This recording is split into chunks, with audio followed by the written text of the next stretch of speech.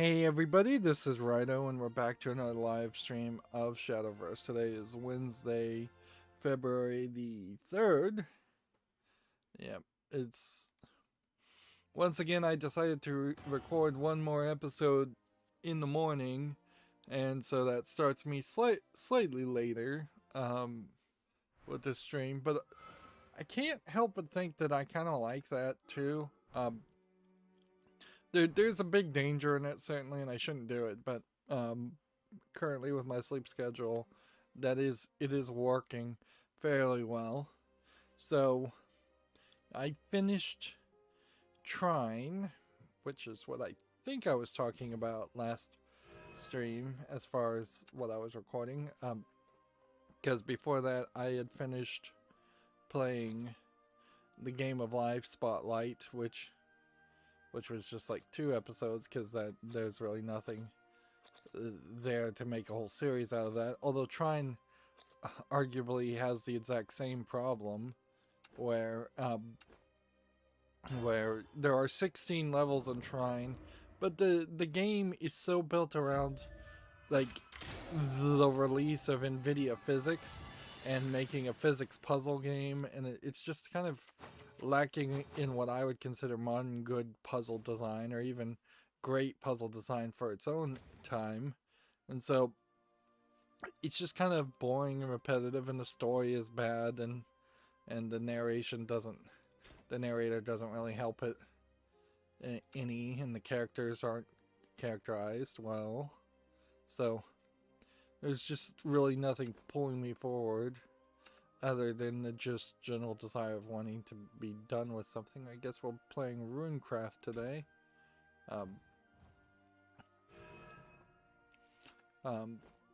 Let's see, Runecraft, there it is. Like, I really felt weird criticizing Trine Enhanced Edition, because there was just kind of nothing to say. It's like, alright, I'm platforming and doing some puzzles with some kind of unimpressive abilities between 3 different characters that you swap between. And that's pretty much it. Like, you're fighting the exact same skeletons all over throughout the entire game. There's only some bosses like that you fight that are just stronger versions of the skeletons that really they don't have major differences in their attack patterns or their abilities. And there's probably only 5 of them in the 16 levels in total, as far as sub-bosses and bosses. And then the final boss of the game is literally just climbing up a tower as fast as possible while the game trolls you and tries to block your way, and lava fills up from the bottom. Which, even in like the Shantae series, there was a level like that, and that was just really frustrating. And yeah, the Shantae, most recent Shantae game I covered, kind of does do a really good job of being a better experience than what Trine had to offer. And Shantae can transform and has different abilities.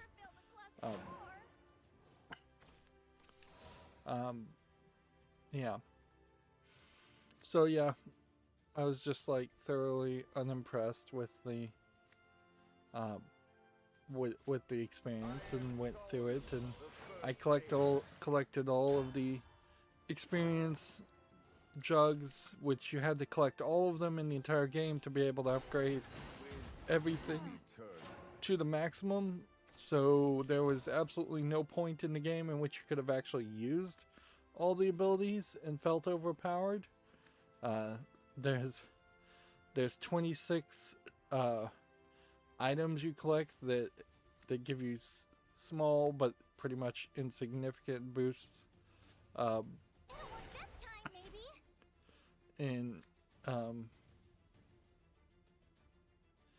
they give you small but insignificant helpful attributes, but Like, even the one ability that lets you respawn if you die is not that useful, because only once after beating the entire game did I manage to kill all 3 characters, which caused a game over. But very rarely would I have run into that.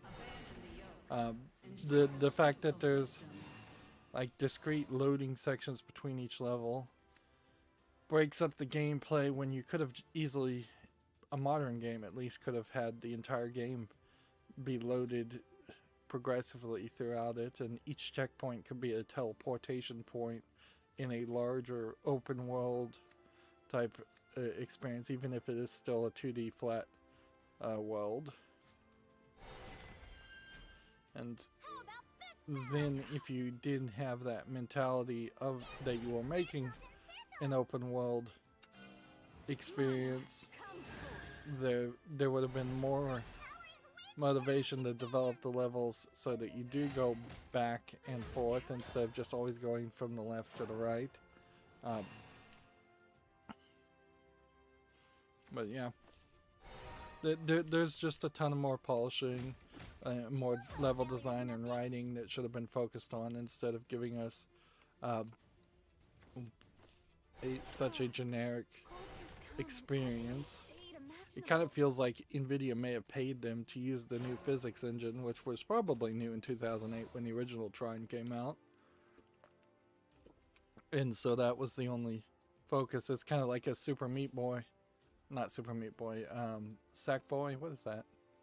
That game that PlayStation came out with, or Astro's Lab, I suppose, is the more newer one, so where it's a simplistic game showing off potential abilities of Nvidia physics more than actually showing a game.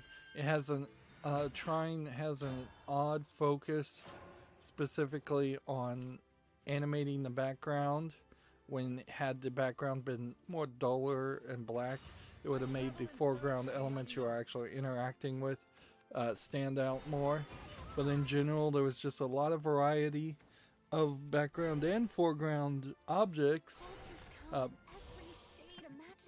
which changed the appearance of the exact same kind of objects over and over again, where it probably would have been better had it just stayed consistent with some things. Or they could have also had a case where they would have animated the main characters better, and or just have more variety in the enemies. Like, I would have been much happier had they just skinned half of the skeletons to look like zombies. In fact, one of the thoughts that I did come up with while playing the game is that since the game is just so lacking in variety visually and storyline and thematically, since it's just such a dull game, maybe they could have gotten a little cutesy with it and played up the fact that they know that it isn't that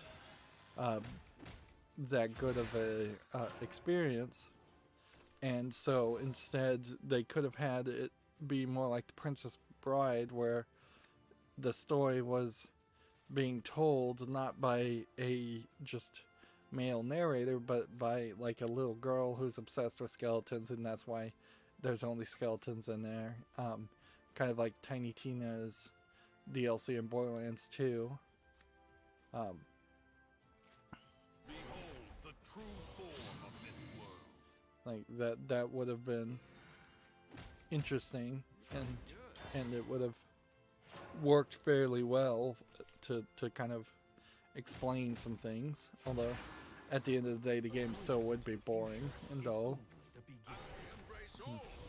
I suppose it's an interesting comparison between playing the Game of Life, which I knew was boring and dull after the first game I played it, so I was really done after the first couple of games I played it, although I'm still trying off screen to get the final achievement, just because I'm insane and trying to collect achievements.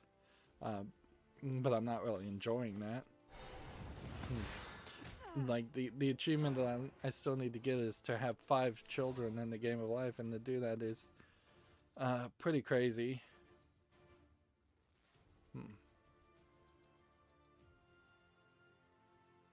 Let's see. I could get a 5 cost card. Could deal 5 to an enemy follower. Prophecy of Doom. Play a spell. Do this. So sweet, you'll get cavities. And then do this, I guess. Honey glazed. So yeah, I guess that's as much for the recap / accountability section. At a certain point,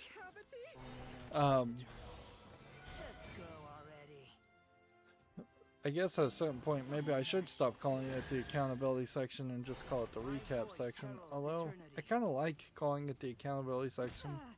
Being a YouTuber, it's pretty much impossible to be held to hold yourself accountable based on the standards of random people who comment on YouTube channels. So you're really only accountable to yourself usually, unless you're working for a bigger company. And holding yourself accountable to anything can often be a slippery slope of relaxed requirements. So there's a decent amount of news, but let's get through it naturally. The one thing I will mention directly is, because I don't think I have an article here, is the original voice actor of Sonic, which at a certain level that wouldn't have been like the character who played Sonic, the voice actor who played Sonic in like Sonic and Knuckles or Sonic 1, 2, and 3. Maybe there was some speech in like a Sonic CD game. So you're pretty much talking a voice actor who would have really established himself as the voice of Sonic in whatever the first Sonic cartoon was. Anyways, he's retired, which probably means absolutely nothing for anybody other than what I think is increasingly just a group of trolls pretending like they're Super Sonic fanboys or Sonic fanboys, versus a real collection of people that actually have a obsession with Sonic. Because honestly, the history of Sonic games has just been abysmal as far as their quality, and if someone is still sticking to Sonic as their go-to mascot, they are probably either a troll or obsessive in one way or the other. Anyways, we've got a game on Steam here that's all Asian things, but apparently that means my boss is weird. This is tagged as sexual content and nudity, but it's free to play, and then it's Japanese and says it's English, and then traditional Chinese. Let's see. The Japanese sound is excellent. Let's see. From the looks of the game, it seems like it's like a cell phone game where somebody is like stalking his coworkers and like potentially sexually harassing them. Which weird might in this case be getting mistranslated. There's also seemingly just some straight up manga in the game, so I wonder if this is really just somebody trying to sell a manga more than anything else. The word weird is hin in Japanese, or usually if you're going to call somebody weird, you would say hen, H-E-N, where the word hentai comes from. Of course, the tai part of that implies a pervert, sexual deviant, weirdo. Whereas you might call somebody weird for some other reason and just call them a hen, or you might use a different word in Japanese that I'm not aware of. So that opens up a door in the translation where this word in Japanese, without being able to read any of this, I can't tell you if this says my boss is hen or my boss is hentai, or because those would mean different things translated in English, and from the looks of it, I think hentai would probably be the right thing, as he's taking upskirt shots of her. There certainly is, probably not in this game, they're not going to handle it very well, but there's certainly an idea, at least around the idea of finding a coworker / boss's cell phone, and then realizing that on that cell phone is a collection of inappropriate, creepy, stalkery photos of coworkers or yourself. But yeah, you in an adult game that leads to like a real that leads you down the path of them being slightly happy about it secretly, and eventually dating the boss. And in the real world, that would be horrific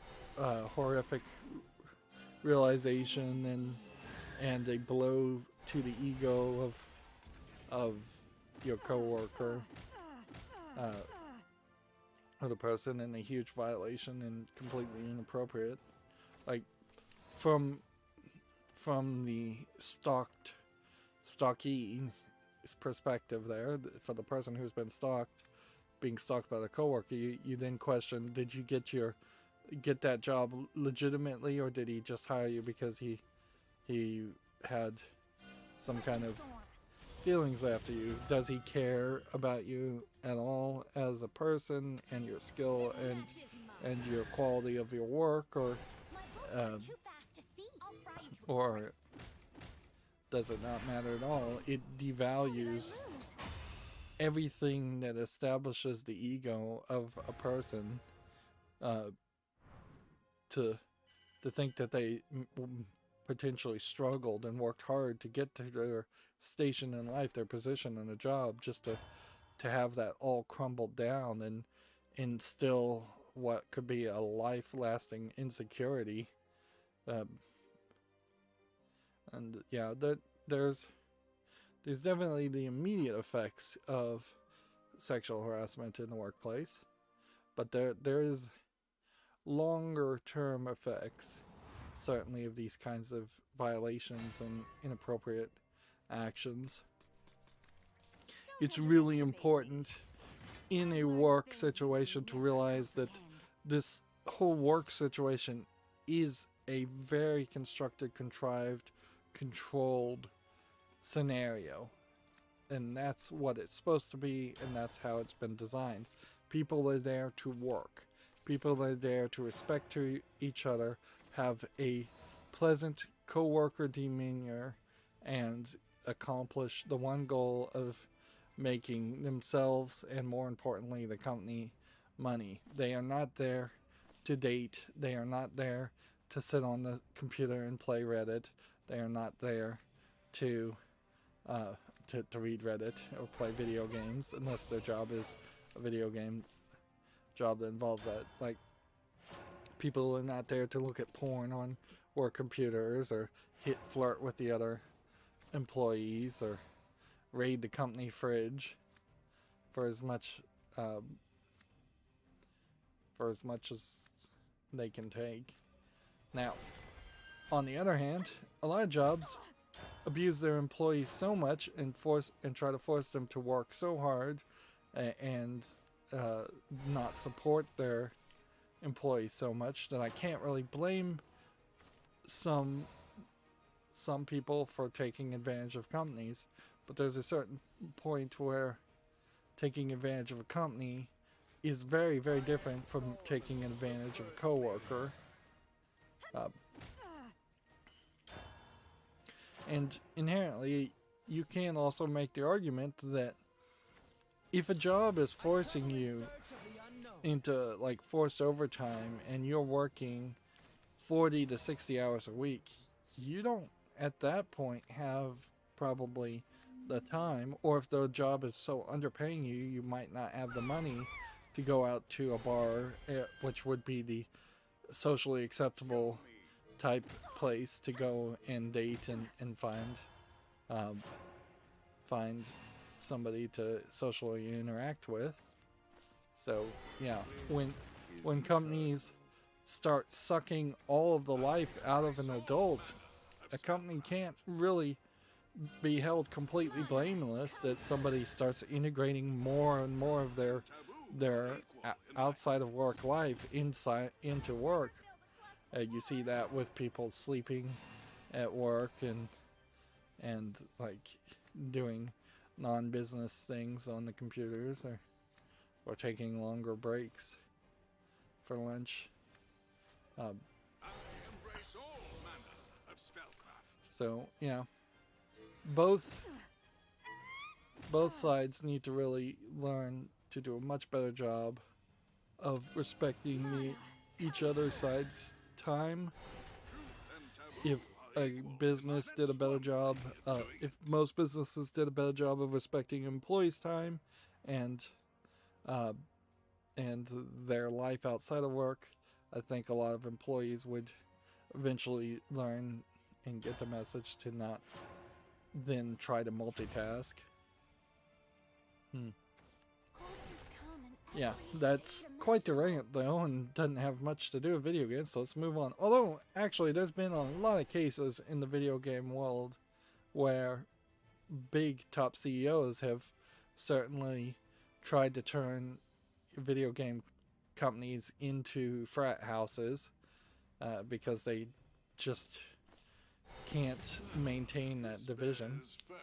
Here we have a game that's all in Asian characters. It looks like it's a kind of RPG cell phone game, Chinese game, probably free to play, third party account, and third party EULA. Yep. Pretty much more of the same. We've seen it before. Okay. Well, my runecraft deck is just not working. Let's hit that. And then hit that. This bears further study. And then evolve this. This match is mine. That voice. I hear the war of the world. Go ahead and hit that one too.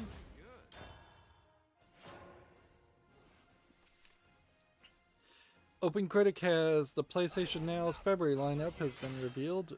Man, what is with OpenCritic's pages now, though? They just don't want to load. Oh, let's see. Like, if I turn off all the cosmetic blocking, it still doesn't want to let me scroll down. And if I zoom into 100%, it still doesn't want to let me scroll down.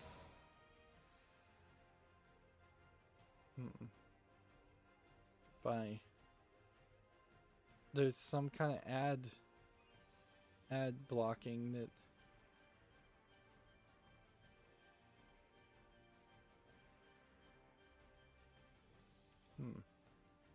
yeah, something has really started happening with OpenCritic, where I guess at this point, like, I may just have to stop following OpenCritic if all I can point to is the titles. They've done something to their website that's seemingly just terrible. Darkness on this plane. Like, even when I have all the ad blocking turned off and you just have a ridiculous amount of ads all over the place, it's still not letting me scroll down any further. Wait, how did I lose? Yeah. So, yeah, as much as I can turn off ad blocking without going into my router and turning off the lighter ad blocking.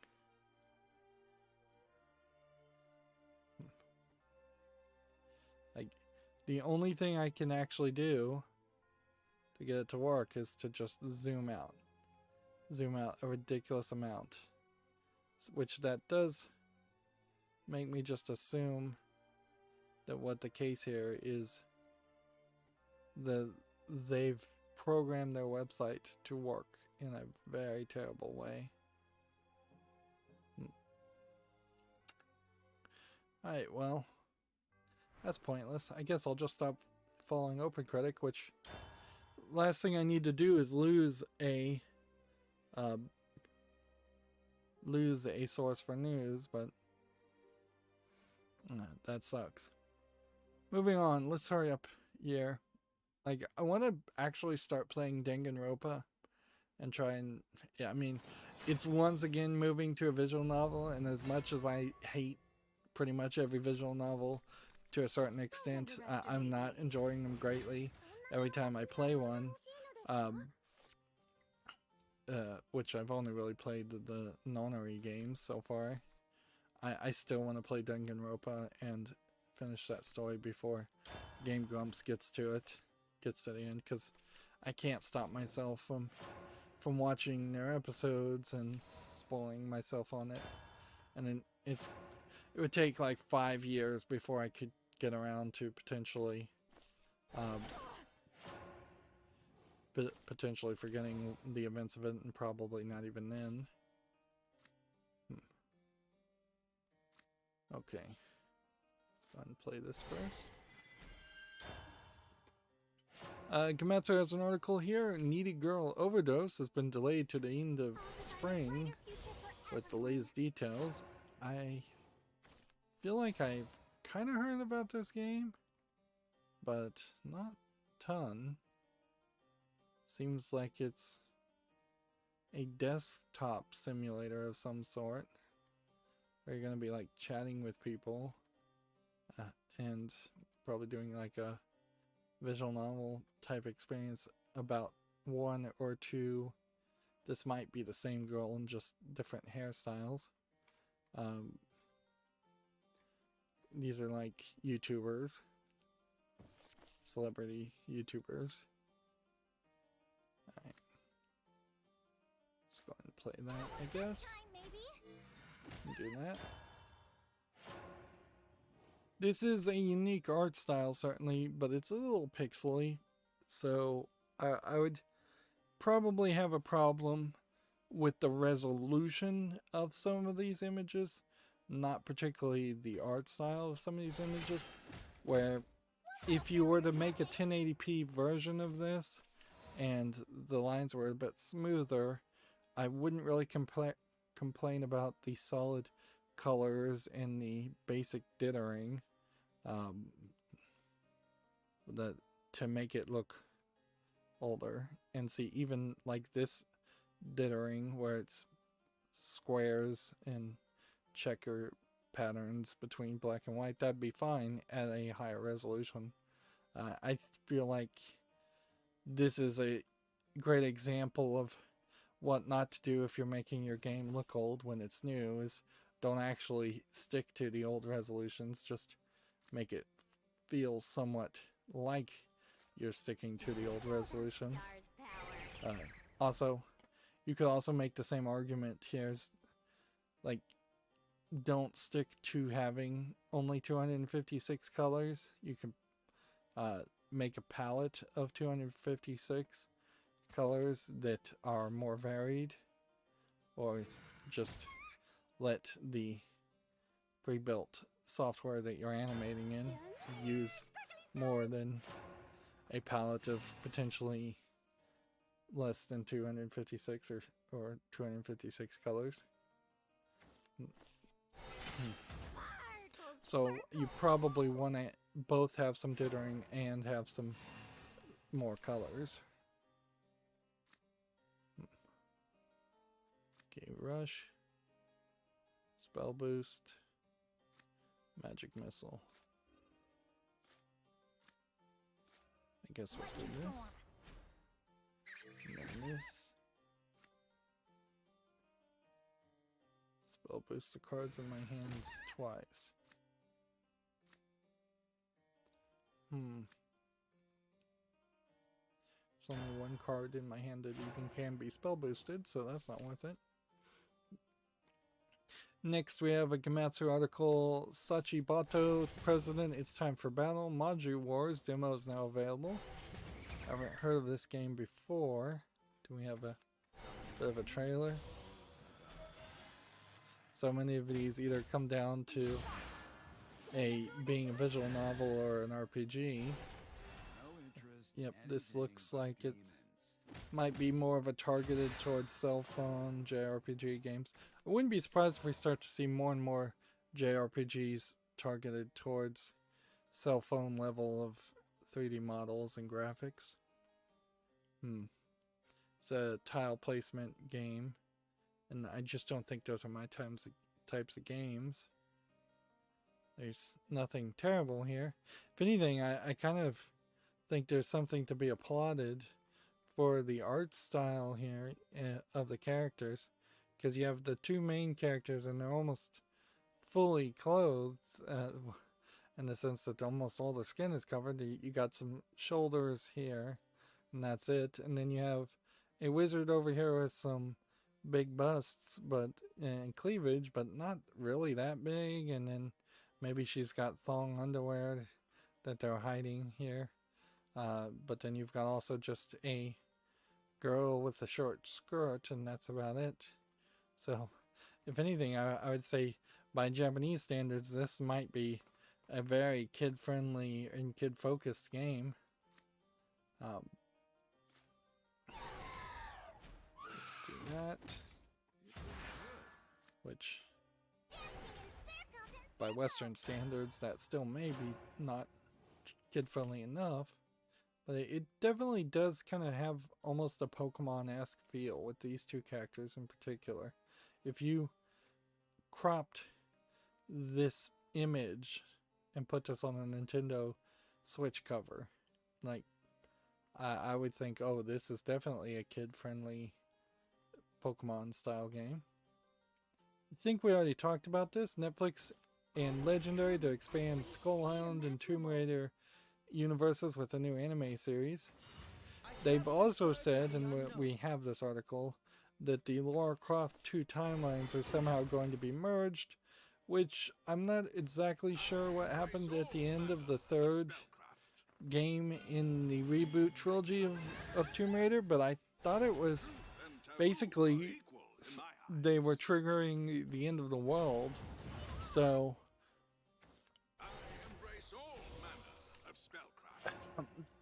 I don't know. Excuse me.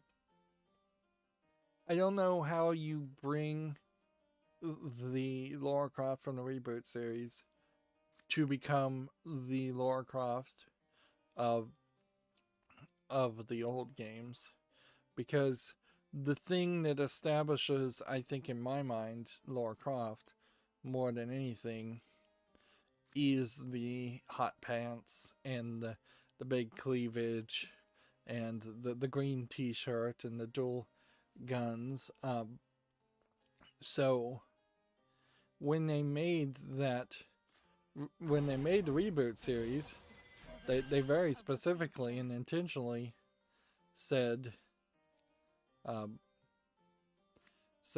those elements were not going to be in the reboot. So the Lara Croft doesn't have probably as big of a cleavage as she did in the old games. So unless you're going to make Lara Croft the first character in video games to openly get breast augmentation surgery, which might be an interesting idea. Certainly, is to say, uh, just start the game with some guy saying, "I see you've had some work done, Laura," and she goes, "Yeah, thanks for noticing. Yeah, it cost me a lot. I don't know how you get her to be that.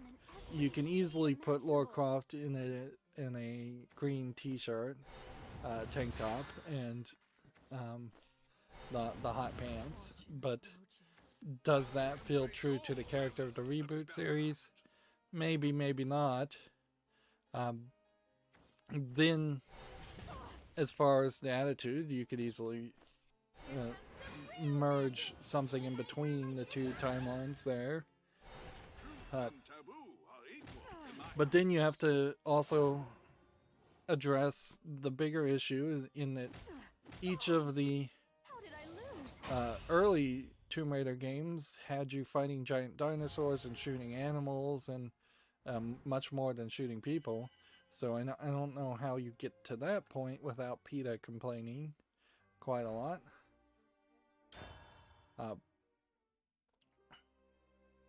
So yeah, as someone who hasn't played the old Tomb Raider games, I own them. They're just kind of hard to play because they just don't run well, and they're very, very old games.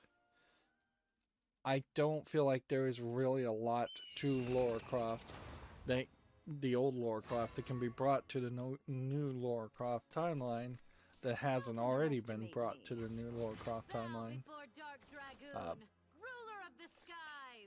I don't know how you make a remake of the first game, which is probably what they're thinking of doing, and still have the reboot Lara Croft. And honestly, I'm not sure that people like the reboot of the new Lara Croft any better than they liked the old Lara Croft, which I think they did like the old Lara Croft, or at least maybe she was just promoted and pushed a lot more. Advertising has changed quite a bit since those days. And so yeah, we are being put in a weird situation where a new Indiana Jones game has been promised. A new Lara Croft game is effectively being promised. If they're saying the timelines are gonna merge, they're bringing out an anime, which I feel like the Lara Croft anime, unless Netflix works really, really hard, is going to have Lara Croft drawn in a more mature, sexualized manner, doing more of the old Lara Croft type stuff. So, at best, we could make an assumption here that instead of merging the timelines, what they're really doing is they're saying they're abandoning the new trilogy, which, yeah, that felt like that was going to be the case after that trilogy had happened. Like, I didn't think, even when the first reboot game came out, I didn't think that this was how Lara Croft was always going to be. There's just too many other games out there. It's like 11 Lara Croft games out there with remakes, if you count all the remakes and re-releases. So sweet, he'll get cavities. So the idea that a trilogy could replace the previous 11, it was never really believable. Anyways, moving on, Nintendo Switch multiplayer upgrade first spotted in a Monster Hunter demo. So apparently, the multiplayer could be improving. Currently, Nintendo uses something called NEX, which probably stands for something like Nintendo Experience, for its backend, which is a pretty old system. It is based on source code licensed from Ubisoft and has been in operation since 2010 for the Wii U, 3DS, and Nintendo Switch.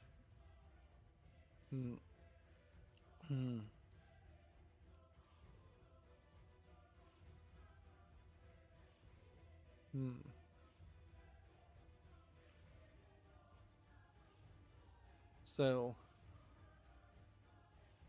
apparently there's some new system and it doesn't apparently have a name at the moment. But yeah, that is, I wouldn't be surprised one bit if it's some form of Microsoft code, really, Mana,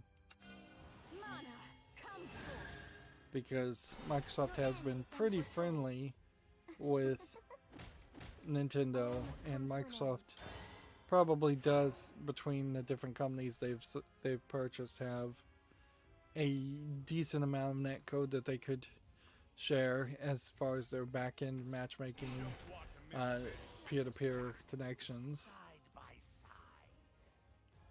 for games that don't have dedicated servers, which Fate, and yet I wouldn't be surprised if there are a decent amount of games on the Switch in particular that don't have dedicated servers.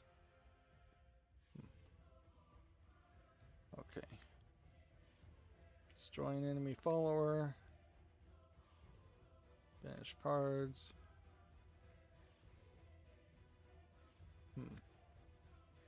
Deal 3 damage.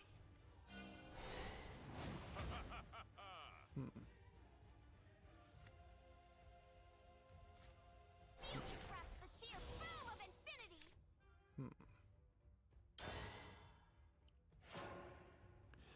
Moving on, Gamasutra has an article here. Valve is on the hook for $4 million over a Steam controller patent infringement. So, apparently, Ironberg Inventions owned a patent that Valve apparently willfully infringed upon, according to a jury. Which might explain why the Steam controller is not very much on sale anymore. Steam controller was kind of a failure of a controller anyways, and I don't think Valve would actually ever bother to make a handheld controller now that doesn't split in the middle and work in VR also. And this might be very much a case where Valve either figured they weren't going to have to pay anything or didn't care if they ended up paying $4 million. Or it could also be a case of there just not being a mature person in charge of making decisions at some level. At a specific level, I would say, though, there's a problem with patents in controller interfaces in general, because nobody should own a patent on anything that is on the Steam controller, frankly.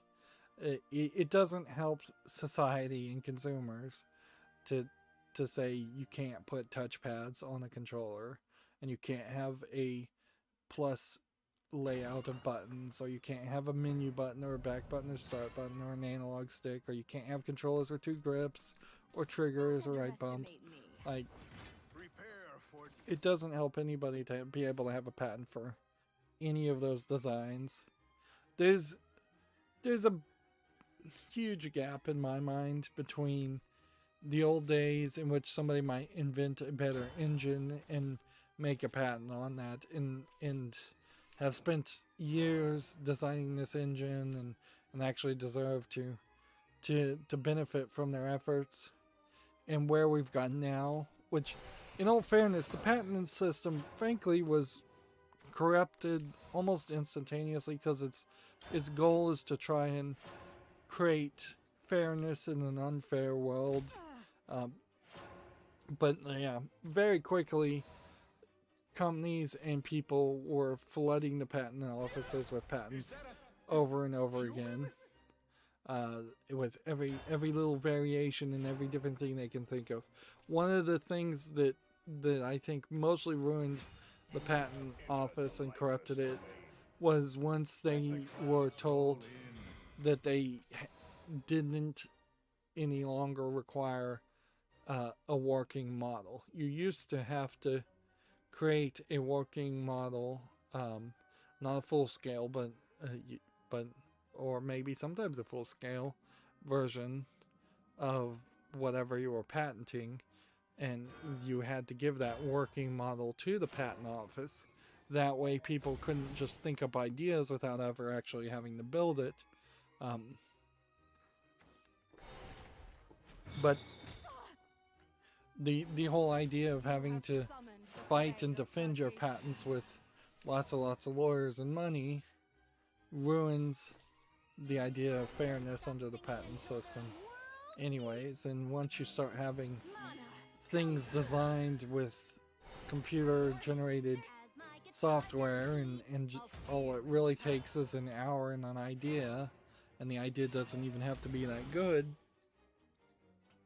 there's really very little requirement for patents to be specific or for them to show that they're actually using it in any kind of business. All they have to do is defend a patent, unlike a trademark, where I believe trademarks you do have to show that you're actually actively doing business with that trademark. Well, arguably, I would say trademarks also have big problems around their ideas, too. The easiest thing to do, in my opinion, and the thing that should have happened a long time ago, is the idea of making only specific categories patentable, instead of having very wide categories of things patentable. And as we get into more technological and new concepts, there almost should probably be a moratorium on a new category for the first 5 years or longer, where if somebody invented quantum circuitry, quantum computing today,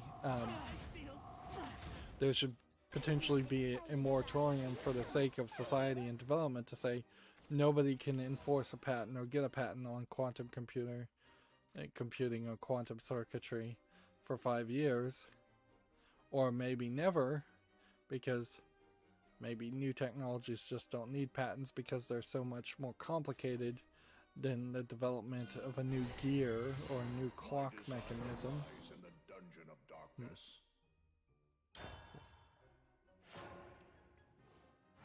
Let me patch you up. Let's see if there's anything more in this article to mention. Specifically, the Steam controller included a pair of buttons along its back that could let players press with their fingers resting on the controller grips. Other controllers have licensed and included that functionality, but the jury found that Valve used the concept for its Steam controller without going through the proper channels.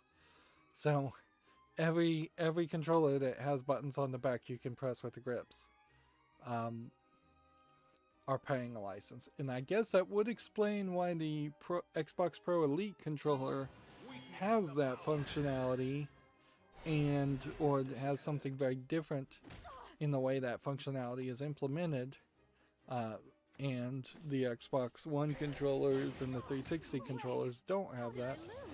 And I assume they mean buttons with your 4 fingers and middle fingers and pinky and ring fingers, the buttons right on the edge of the grips, not the triggers and the right bumps. If this is triggers and right bumps, then I guess everything is paying a patent for it. But I'd have to really question if everybody really is paying a patent for that, because there's a whole lot of Chinese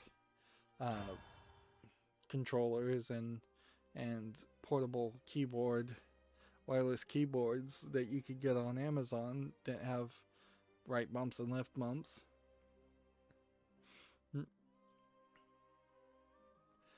Moving on, we have Remedy Entertainment has a job for senior development manager in Espoo, Finland. Remedy Entertainment seemingly always listing jobs. Here's the Polygon article. Lara Croft's 2 timelines will be unified, says the Tomb Raider studio. No major game announcement with the next split Netflix Anime on Tap.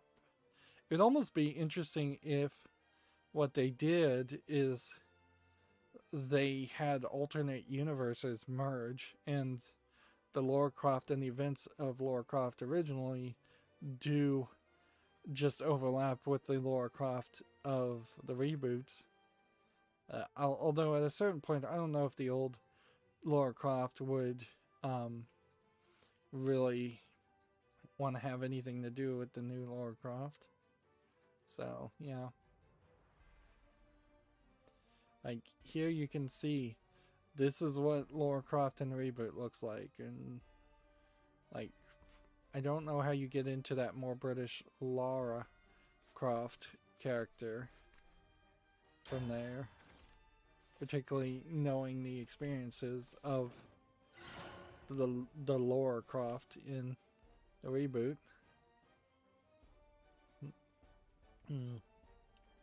There's a tweet, Apex Legends will launch on Nintendo Switch on March 9th.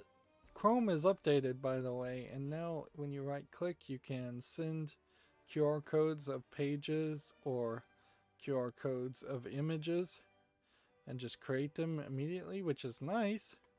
I don't think that's a plugin I installed out of the blue, or a plugin I installed a long time ago that's now just working, but questionable use. I do feel like, ooh, nice, a quick victory.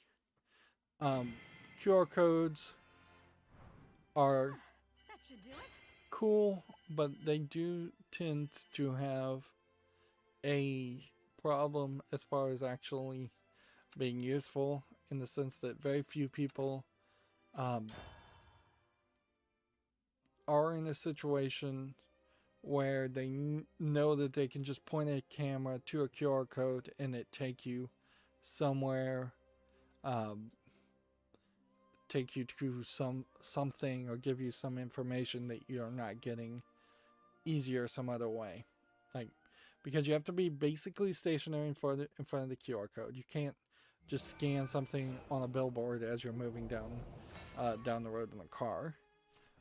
If it's on a sign, usually the sign has other information on it that could tell you just this link is going to take you to a website. So it's saving you a minimal amount of typing, or QR codes can have other information like contacts and things like that. But if you put a QR code on a business card, then you're pretty much handing them a business card anyways.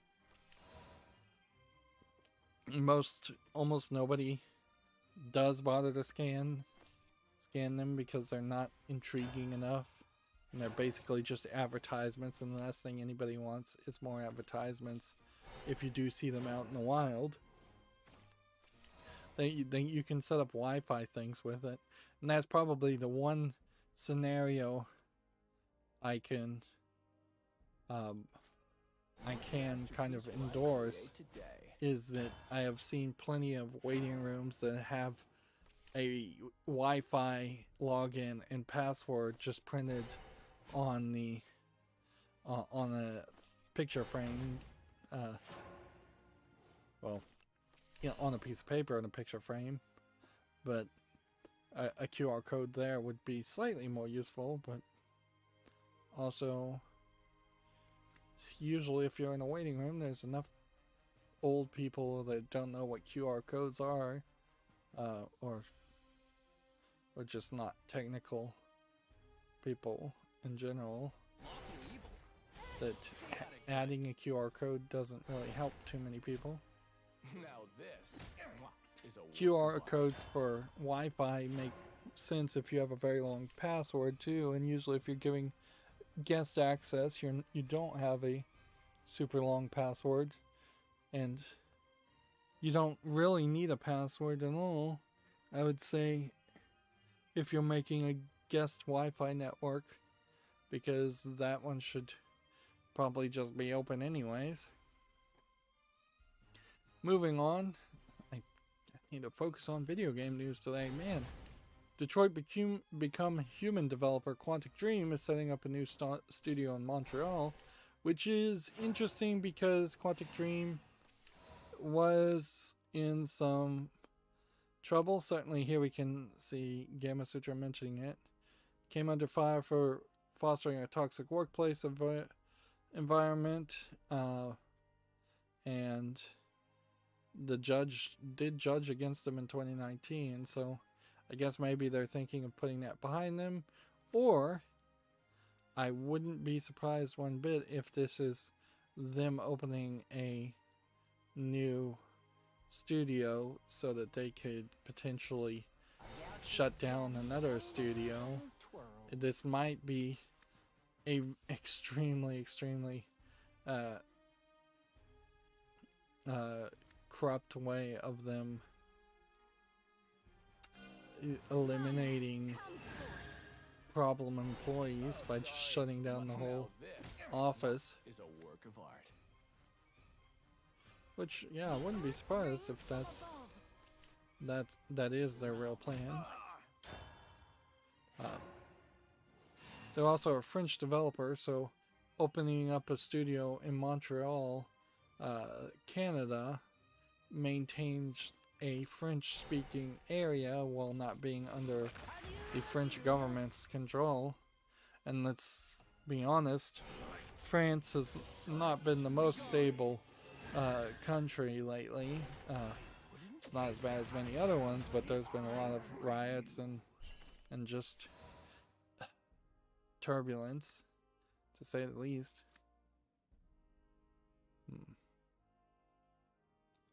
Can we do something here?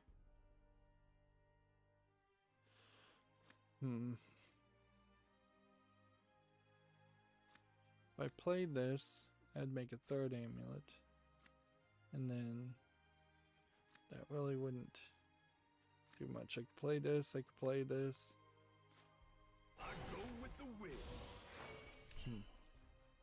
The earth rains from above.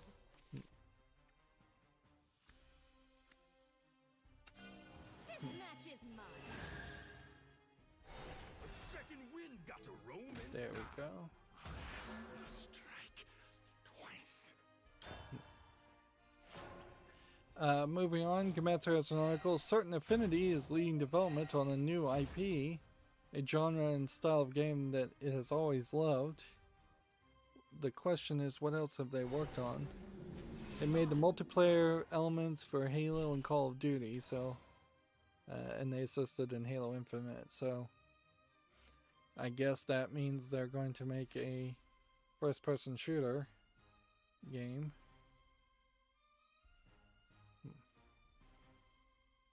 Okay. We want to draw cards. So how can we draw cards?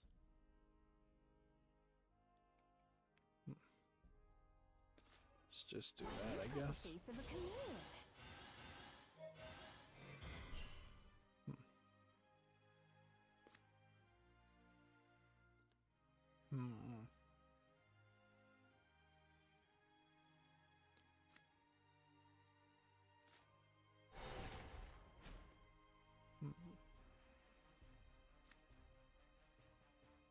What a squishy body you have.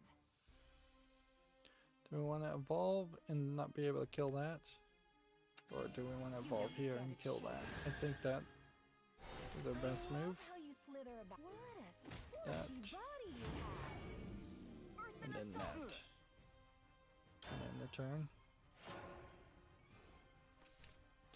Let's see. Gamma Sutra has an article. EA reports record net bookings as Apex Legends Ultimate Team exceeds their expectations.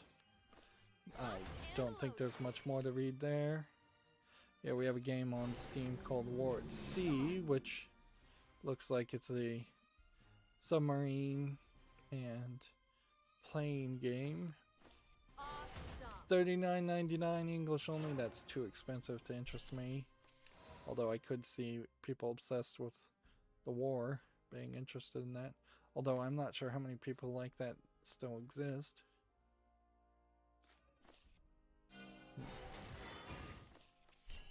Alright.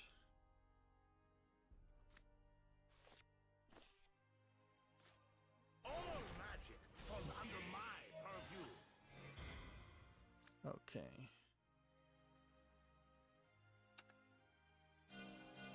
Mana, come forth. Marching. Bow to my will. Alright. What a squishy That. body you have. I'm getting that. So if I can just get 2 more damage, I can win. Tech Raptor has an article here. Steam VR and Oculus shows steady growth in adoption. And you can see even the Give birth to a new controllers for the Oculus, though, they do have a trigger here, and they do have buttons on the side where your thumbs are. So either they paid the patent for that one, or they're still infringing, or maybe there's something slightly different in the fact that it's not a 2-hand controller. Okay, what can we do?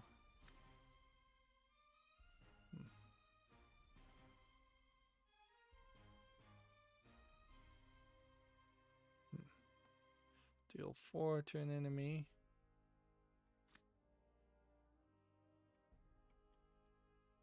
Okay, if I do this,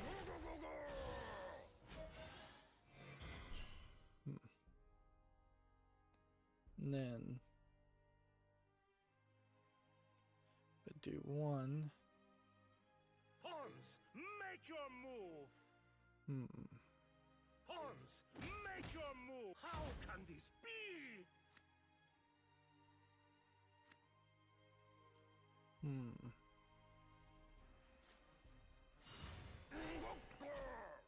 Earth and assault.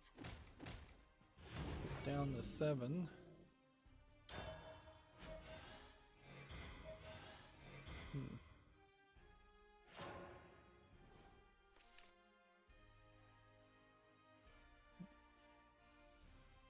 Yeah, I don't know if I'm making this better or worse for me.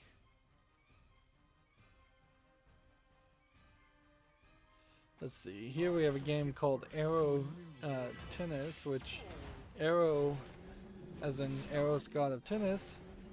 This is another one of those games from probably the exact same developer, where it's just a low effort tennis game, but in the background they are showing some side boob and maybe some nipple and then some butt and maybe some well, thigh, I guess is all that would be showing there. That's not an angle where you're gonna see much more. $5.99. This is bundled with Arrow Snooker. We also have Street Football, but Arrow Snooker was the game, and it's claiming the publisher and developer is the same name as the game. So the fact that Valve has not seen this and stopped this is ridiculous. Watch closely, apprentices. 4 damage there. 1 damage to a follower.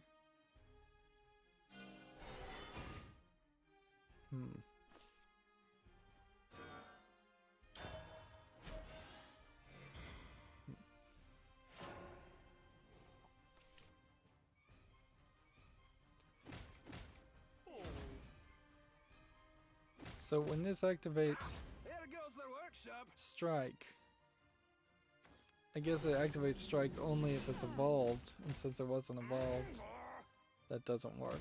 Wait, how did I lose? That certainly is a bad omen for Valve, that they're dropping the ball again and potentially letting somebody lie about being a developer and make up fake names as a developer, make up fake names as a publisher, and sell low effort asset flip games that have a single image of some character that they very possibly didn't even properly license, and then put some images on top of that, screenshots, to make it seem like you're going to see a lot when you probably aren't going to see anything or much at all.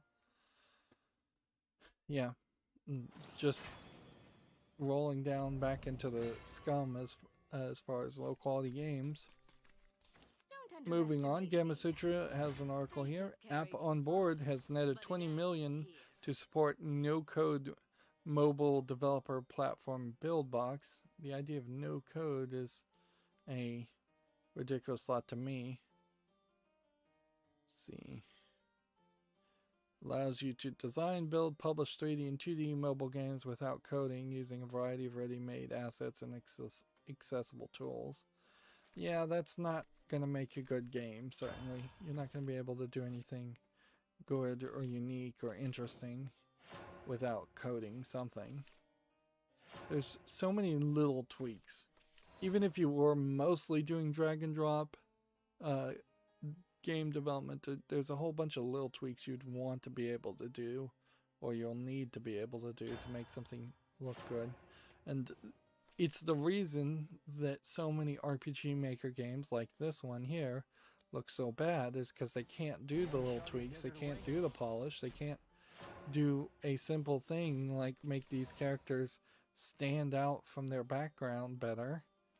This game, Edifice of Friends for $2.99, English only, is definitely not making it to the follow list.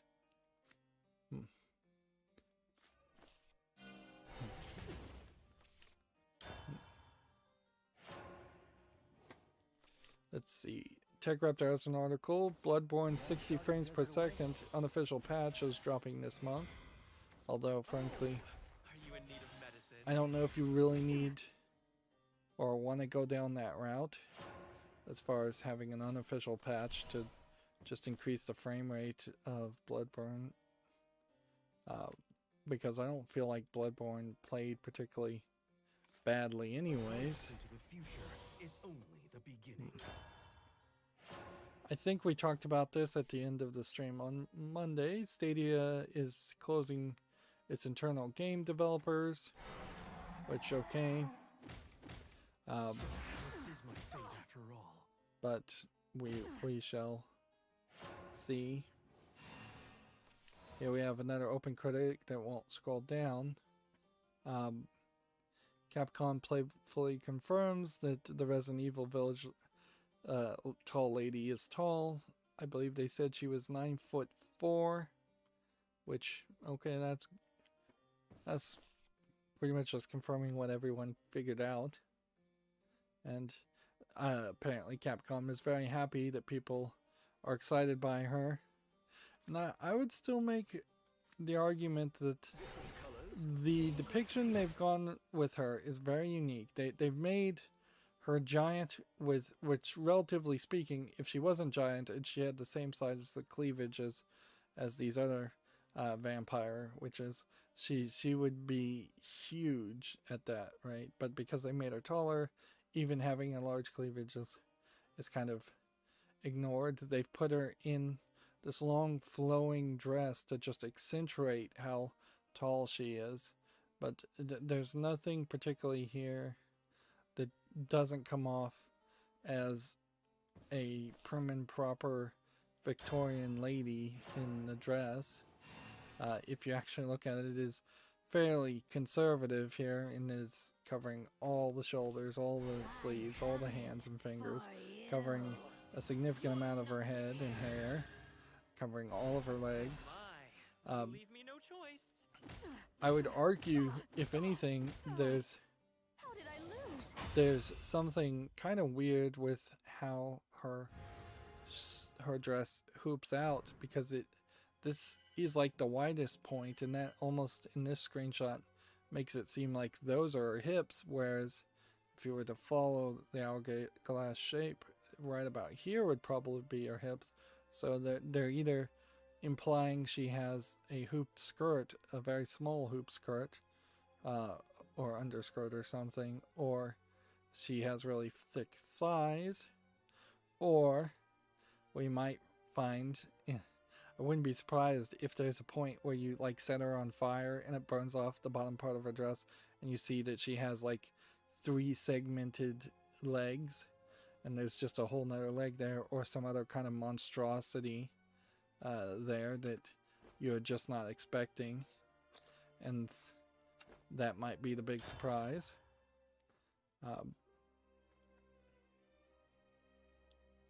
But yeah.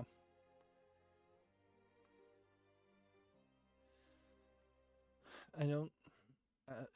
I would say that they've been fairly kind of conservative as far as the way they've Capcom depicted it originally, and Underestimate me.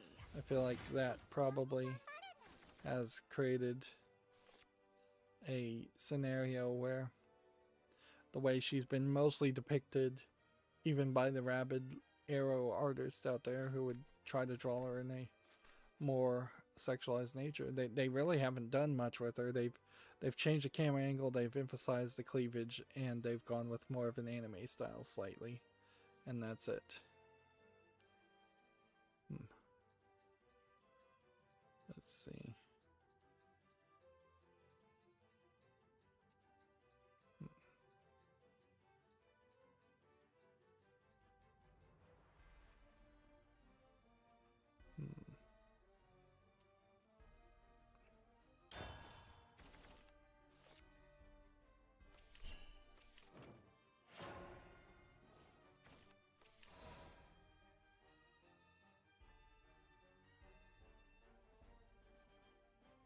Of course, that's really just me saying the same thing I've been saying for a while, too, which kind of does also just indicate that until we actually see the game, like, I don't feel like there's much to say about the game.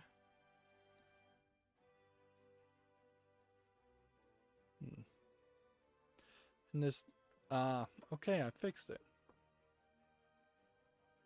Okay, well, sorry, I'm getting distracted doing IT nerd stuff.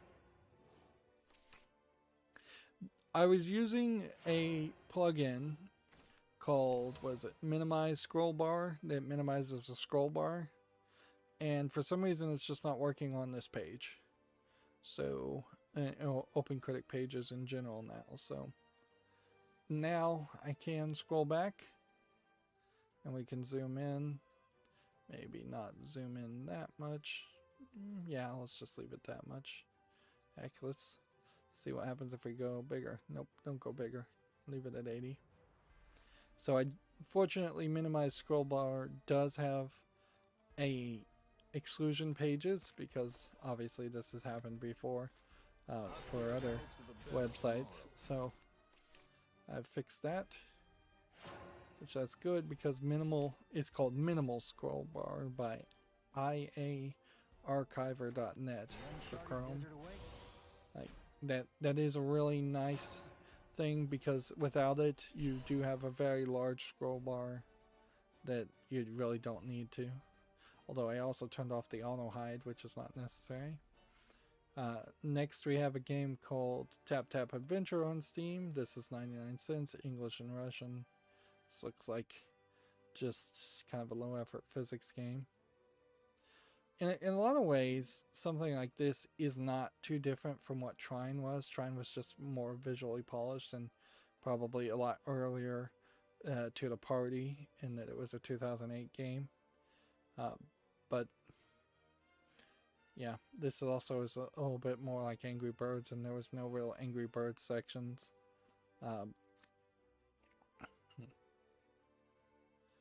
In Trine. Yeah, I definitely am in a weird position with Trine, in that I don't own Trine 2. It's like $20. I'm not willing to pay $20 for Trine 2. Even if I do get Trine 2 and play it relatively quickly, so like in the next year, 6 months or so, then you have to deal with the fact that the next game is Trine 3, which goes into a 3D realm, and nobody liked that. And so then you have to kind of rush through this 3D game to get to Trine 4, which is the most recent one, which honestly, what this really is making an argument for is that I should have waited a lot longer before covering the Trine series until I could get all the games at a more reasonable price. Anyways, Tap Tap Adventure's not making it to the fall list. Tech Raptor is talking about this Project DT, saying it's basically Metal Gear and Nier Automata. Although, I don't know exactly what the Metal Gear part of that is. Like,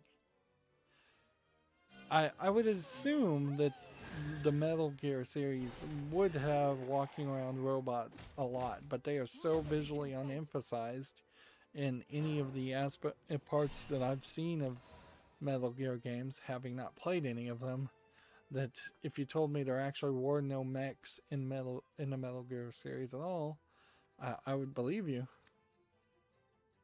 4 damage. Kill something. Or this. You've got the face of a chameleon. Okay. Everything all right here? Everything I all don't know right if that was the right move. In fact, I'm fairly certain that wasn't the right move.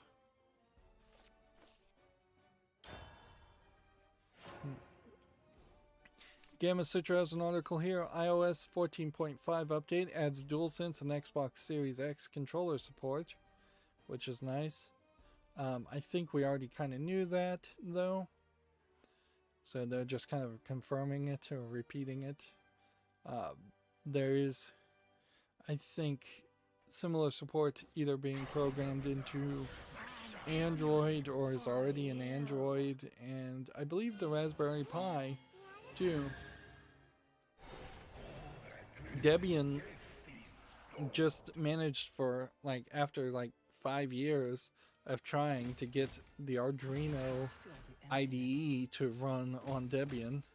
I think either there was probably not a lot of people that were working on that, or there was a lot of underlying code that was not ported to Debian.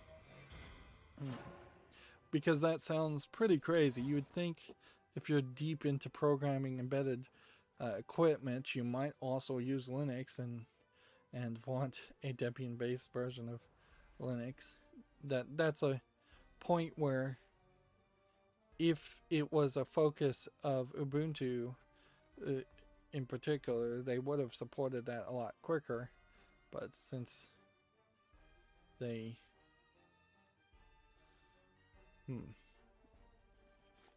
didn't, they clearly didn't really care.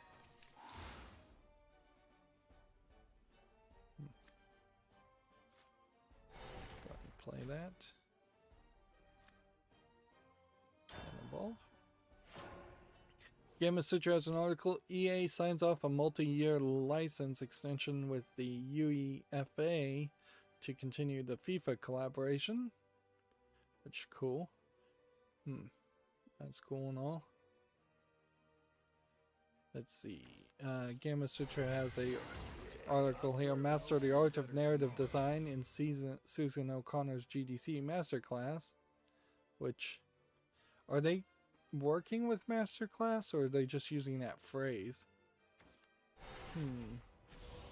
I bet they aren't working with Masterclass, because the Masterclass website was really, really expensive classes to learn things from people who are really good at those things.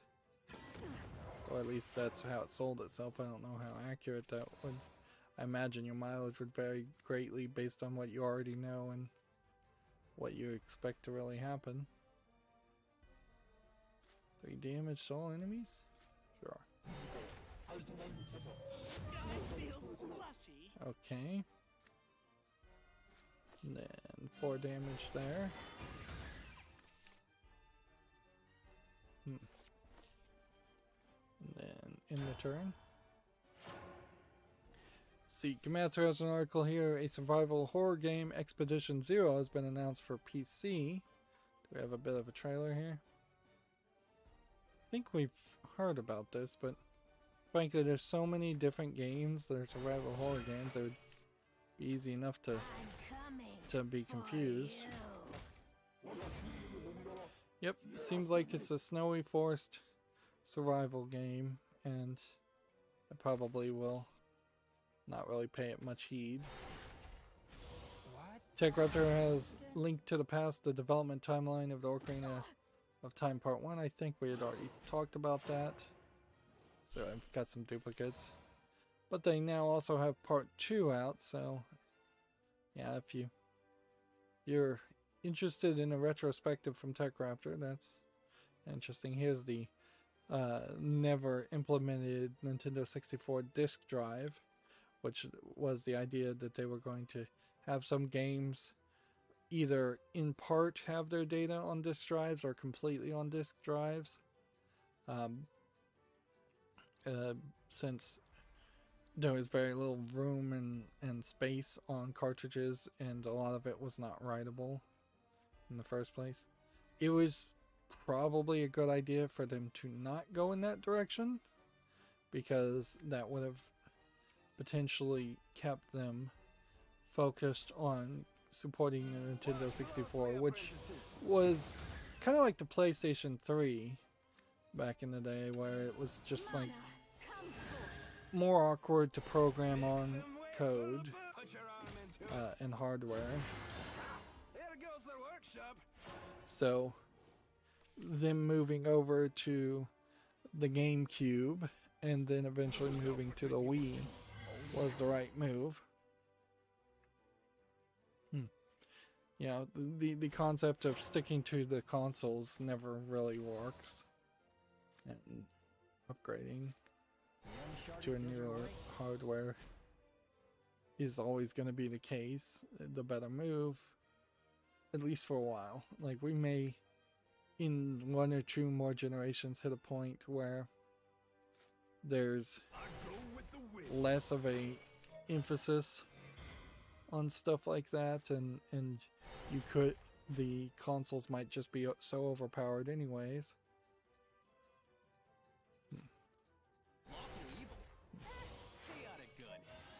Okay.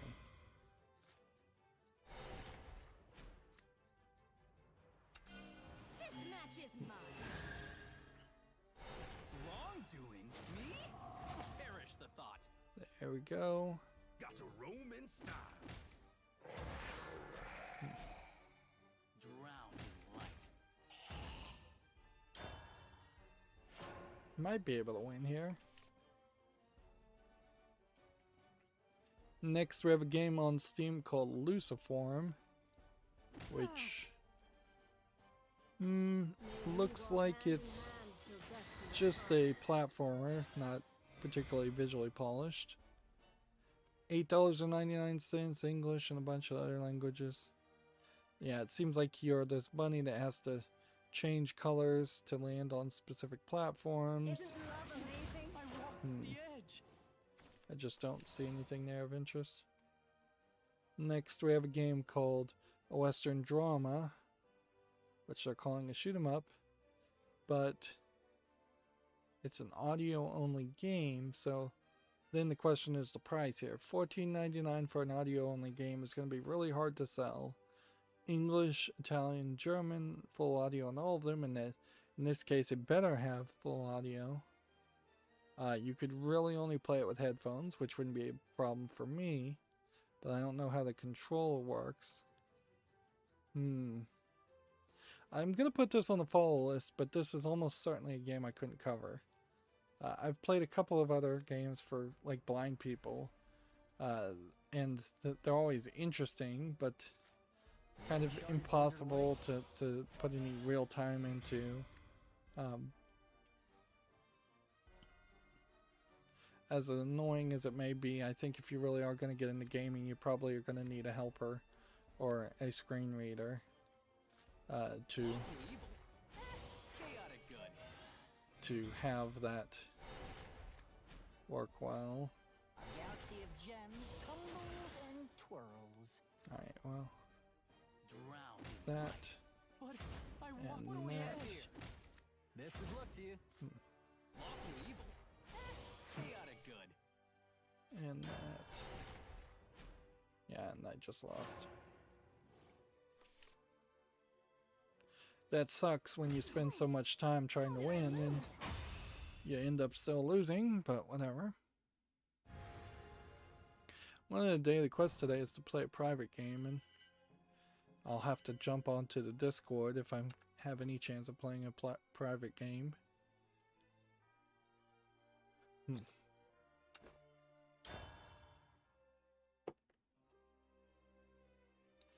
Moving on, Raptor has an article here. Void Arena aims to buck the trend of traditional RPGs, which I think we'd already talked about and covered this. I got like a bunch of duplicates.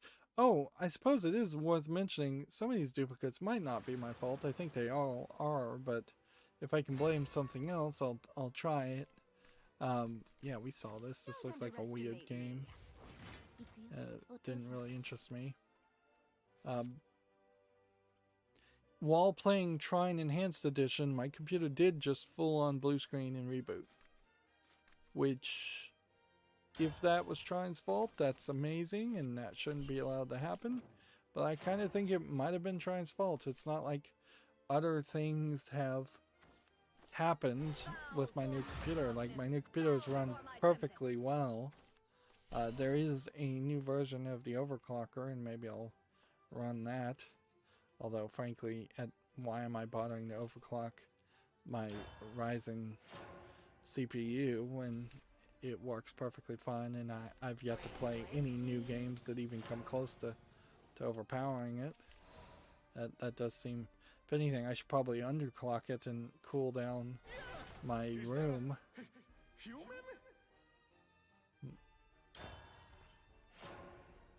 See. Next we have a game on Steam called Night and River Rager, which, alright, this looks like a spooky point-and-click adventure. I'm a sucker for point-and-click adventure.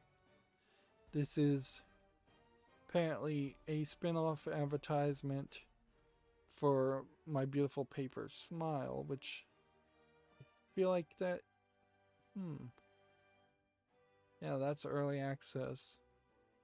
$14.99, so well, that is a weird choice then, because now I have to decide, do I want to play a spin-off story that's free for games, or do I only want to criticize or play games that are really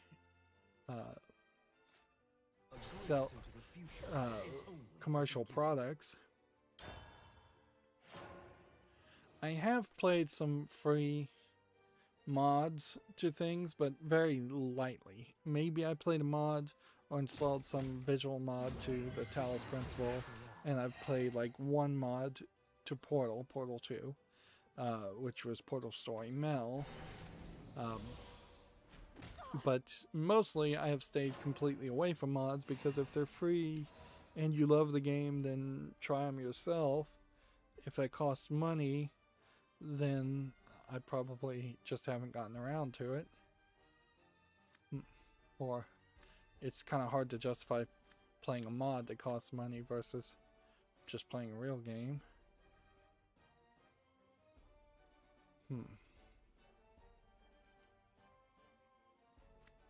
Oh. Can we do this?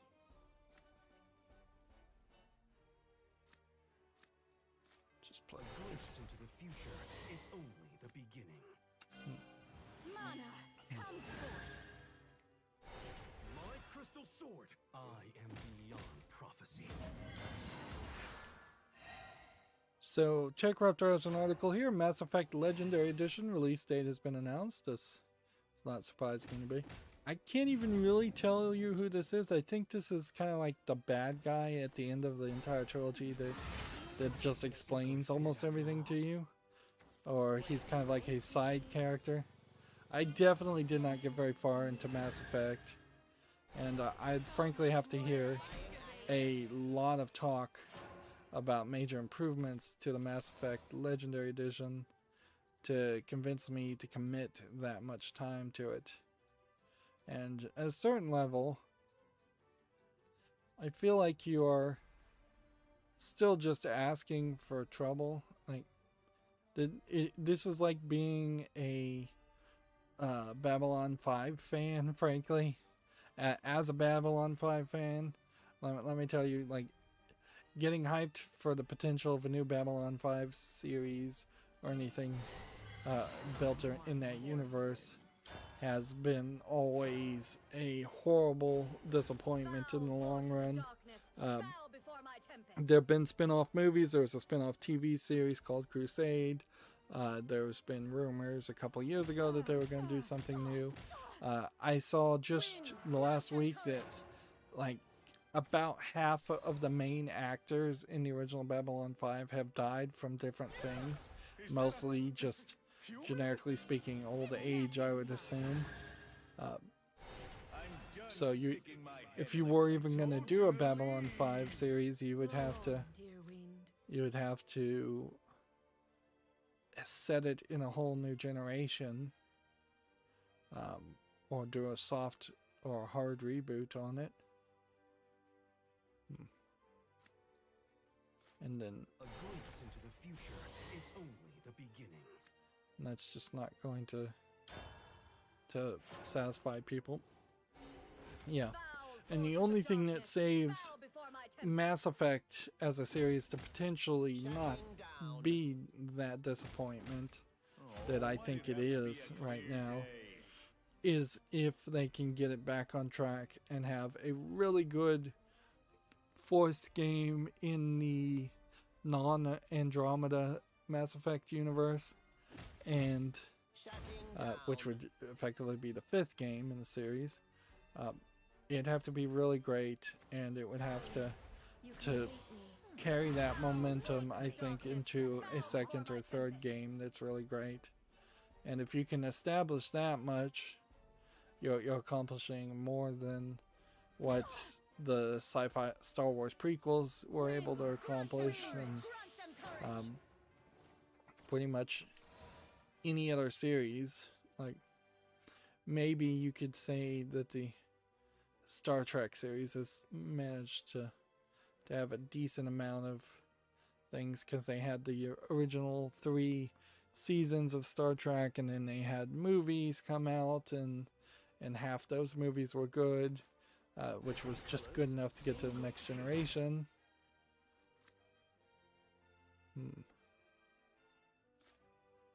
Golly, it's chilly here. You don't stand a chance. I have no plans to This was the become only flavor, card just have a sip. that would have saved me, Such a and I lovely played it couple. too early. I am beyond prophecy. Shutting down.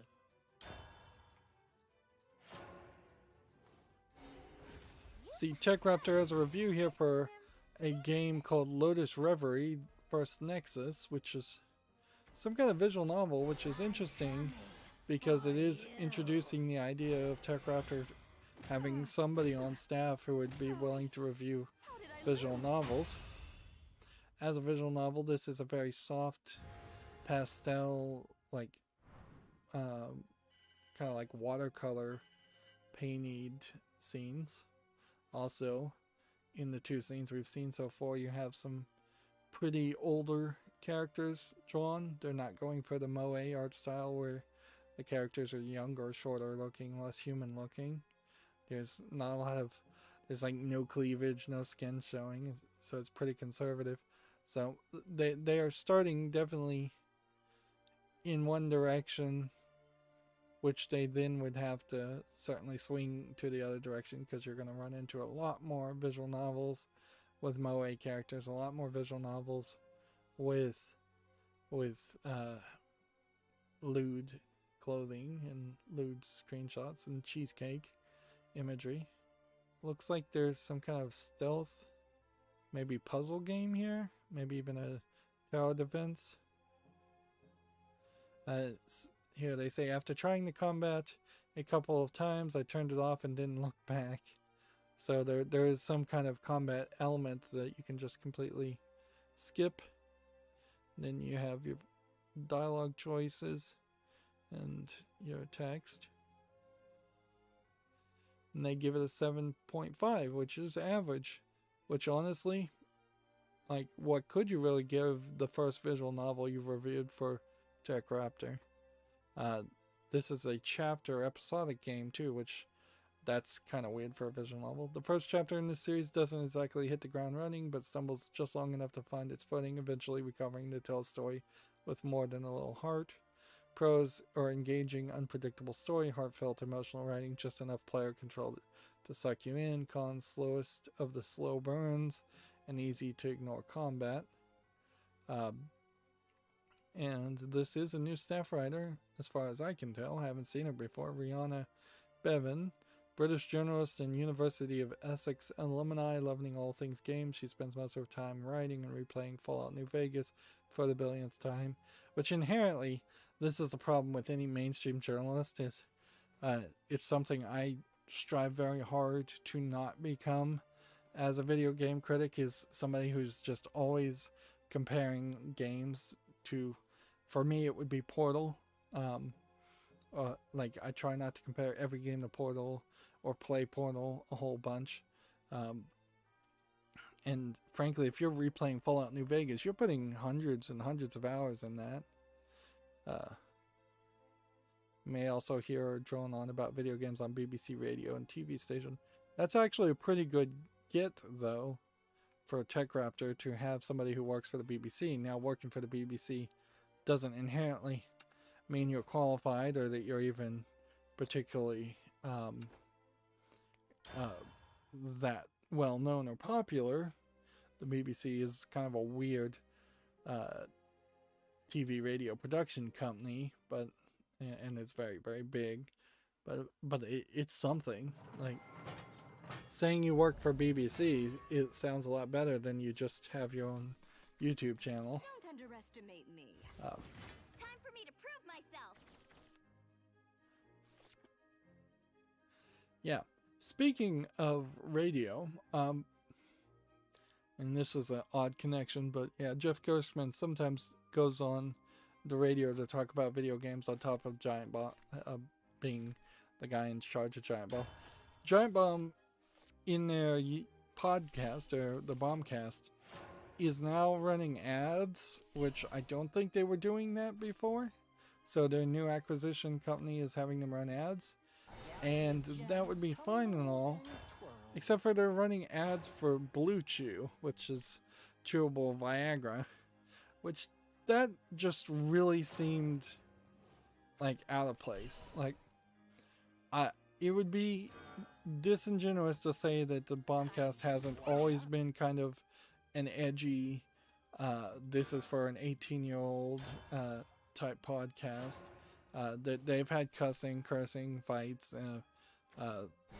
They maybe over the past 4 or 5 years have gotten more and more cursing as they've talked less and less about video games. But it does kind of feel like a jump from going from something that looks like it, that felt like it was for 18-year-olds, to something that is now selling Blue Chews, which, let's face it, Blue Chews are being sold to 25-year-olds as party drugs, and a lot more than they're being sold to people with ED in their 30s, 40s, or 50s.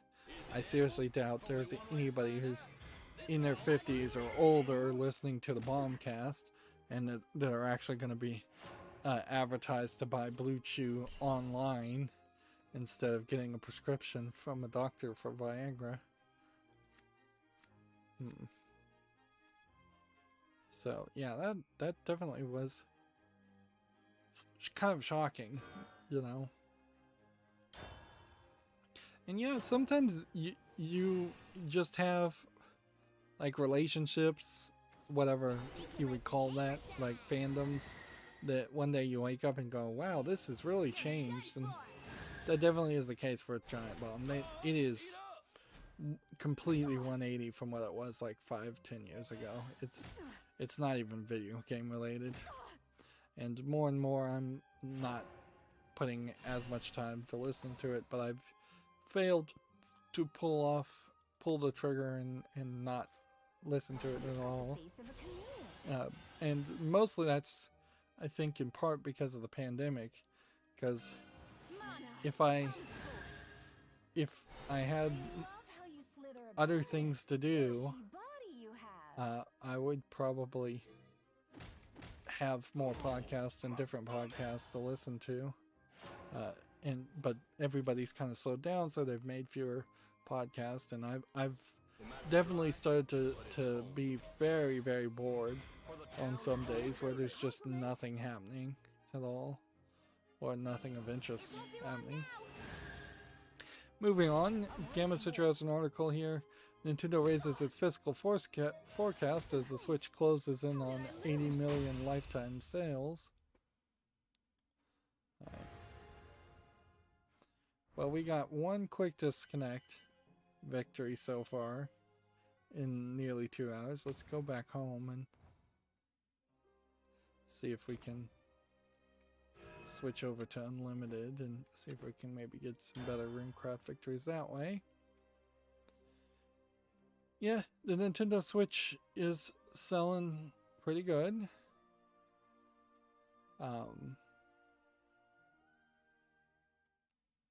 But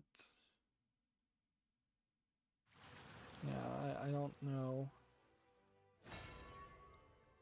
Yeah, I'm kind of thinking about getting the Switch, but Don't underestimate me. I guess if I think about what I just said about being bored and having more free time, buying a Switch and playing a few of the games might be something I could do to kill free time. Not that I could put any of the content on my YouTube channel, and that would certainly bite into playing video games when you're bored of playing other video games. There's no way to continue to make content. That's an easy way to burn out. But yeah, that is definitely on the table. And if the United States actually did ever implement some kind of even temporary universal basic income where they were giving stimulus checks consistently, then that is something I could easily justify. And it's not like there isn't a plethora of kids that would love a Switch if I got bored with it, that I could give it to. And I have only a small number of games I actually want to play. And Nintendo did say that at this time they're not planning on announcing any new hardware as far as the Switch, so you're fairly safe there. I think it will be. It'll probably be next year, next holiday season, if any new hardware comes out. Not summer this year or holiday Christmas this year. I think there's. I mean, if you just look at probably the slowdown of production in China, that would probably explain why you wouldn't see any of that.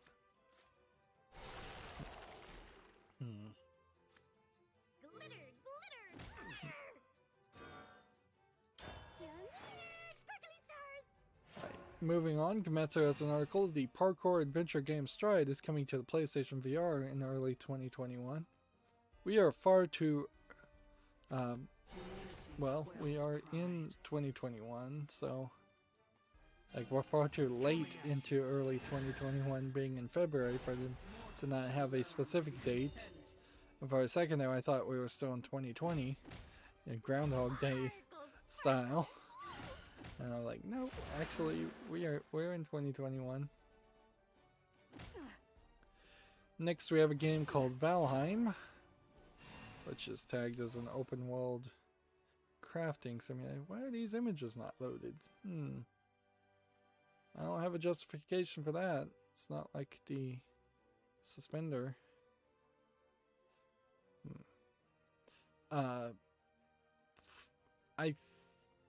I'm still somewhat working on my Wi-Fi, but I think it is just the Wi-Fi that's the problem, and I have been able to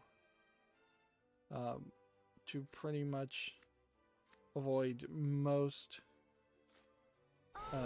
disconnects. I've had like 2 over the course of 2 days, and then I've had some delays. I'm honestly not 100% sure that there isn't somebody just straight up trying to hack my Wi-Fi.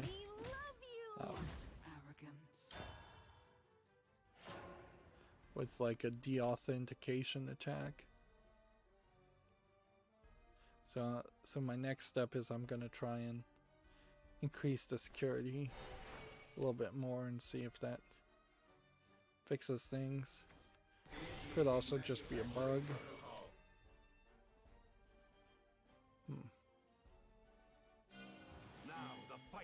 Anyways, this game, Valheim, it's rated very positively. Please love me. Screenshots still don't want to load. It's early access, it's $19.99. I guess I just have to put it on the follow list. 1 to 10 players. This is one of those games where it would come down to, does this game actually play well as a single player game? Is there an actual story here? Because what you're basically asking for is something like God of War on PC, because God of War is not on PC. And I'm not sure it can really deliver that. I watch over the course of history for the sake of the future. Let's see. This match is mine. What? Impossible! Let's keep on going. Gametsu has an article here. Street Fighter Champion Edition Winter Update livestream set for February 11th. Okay. Not really much to say there. Here we have a game on Steam called The World's Hardest 3D Game, which looks like a low effort 3D polygon asset flip. $2.69 English only. Nothing there. Gonna speak. You just gotta listen. See, a 2D platform Dog World launches March 8th for PC and later in 2021 for Switch. Do we have a trailer? Is this a person with a gun on the back of a dog, or is it a 2-headed dog?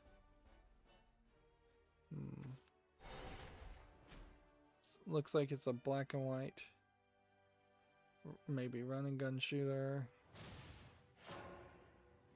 I don't think this is particularly impressive.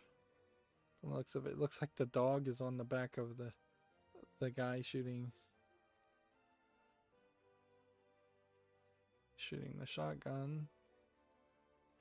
Yeah, I am unimpressed by that. Next, I shall sing your praises, caster. Okay, Full of opening. is that, You can't make me give up. and then do It'll that, work this time, maybe. I see. then hit that.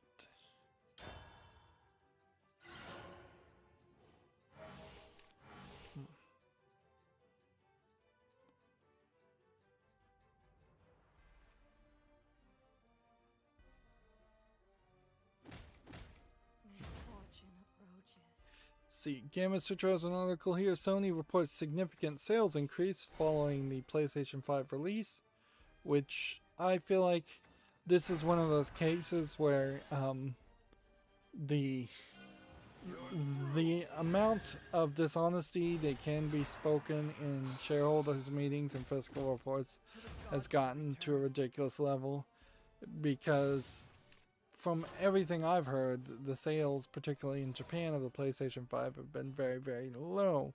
Maybe there's a misunderstanding here, and the PlayStation 5 has sold very, very well outside of the Japan, and just very, very poorly in Japan. That might be the case, and both things are true.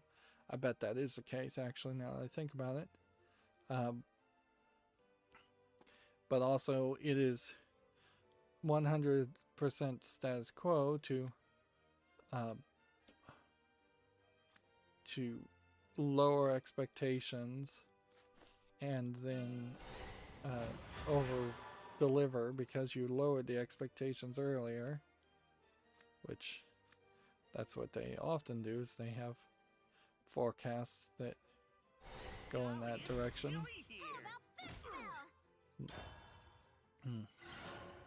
We haven't talked about GameStop today as far as the Wall Street bets. At the moment, last I heard, it was pretty down. Like that it is impressive to say the least that they got people to do a short squeeze and allegedly cost Melvin Capital $20 billion, I think was the number, but now I think people are getting out of the meme and selling and implementing exit strategies. I wouldn't be surprised if there were other companies that were profiting off of this too, and they were shorting GameStop when it was at its new peak of like $400. Inherently, this whole experience, I think, just confirms my belief that by the time it had gotten popular enough that people were talking about it and seeing it on Reddit, unless I was following Wall Street Bets and doing a very deep dive and in on the ground floor, had I or anybody, by the time I had seen it on Reddit, had I bought GameStop stock, it probably would have gone up a little bit, but I probably maybe double, tripled my money, not expanded it greatly. And the truth of the matter is, most poor people and most average people in the United States just don't have the extra money to gamble. Like, even the $600 stimulus checks, is like, yeah, you would have been pretty foolish to put $600 into GameStop on a gamble, unless you just didn't need that money.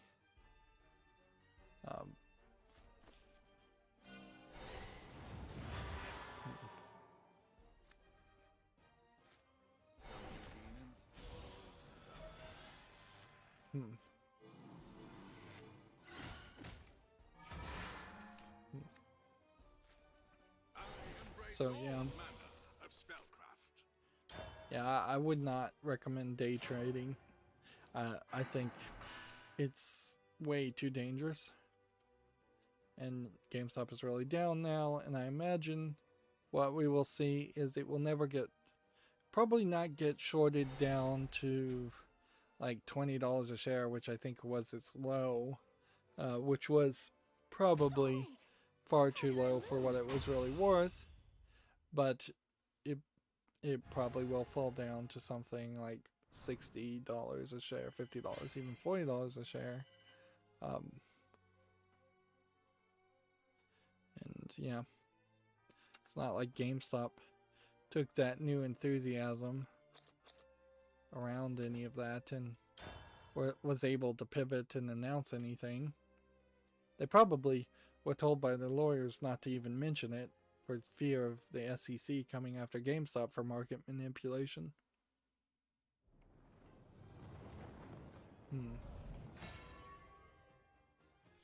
Let's see. Moving on, we have a Gemetsu article. MLB The Show 21 Jackie Robinson editions announced, which is interesting.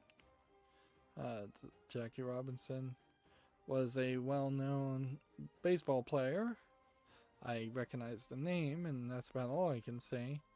I feel like these editions are oddly the extra expensive editions, whereas the regular editions won't have an African American on the cover, and it will be kind of this weird, like, potential even test case or segregation experiment that they're doing, where they're gonna potentially try to sell the game to two different audiences. I don't know who really is playing baseball games these days or even cares about baseball these days. The Japanese probably are still somewhat interested in baseball, but are they interested in American baseball teams would be the question. the developer here was Sony Interactive San Diego Studio, so you could call this a bit SJWE, but I think in this case that's probably not accurate, because like it's not like they picked a obscure unknown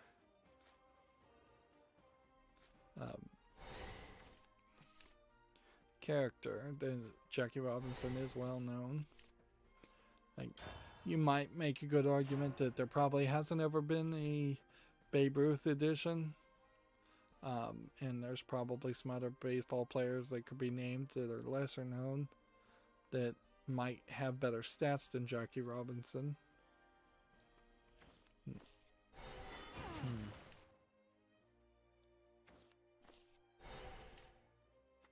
Apparently, they're saying 3 editions starring the baseball legend. So, there's a digital deluxe edition also. And then even more.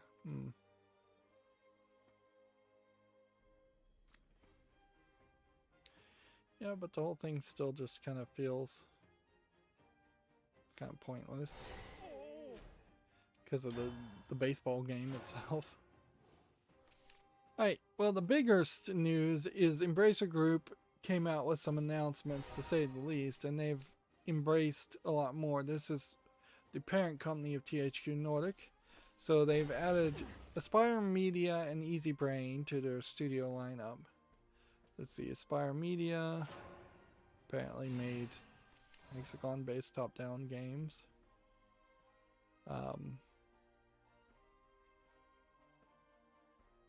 And then they are merging with Easy Brain, which arguably who's getting acquired versus who is merging is some real confusion here, because I've seen some things being announced as mergers and some things being announced as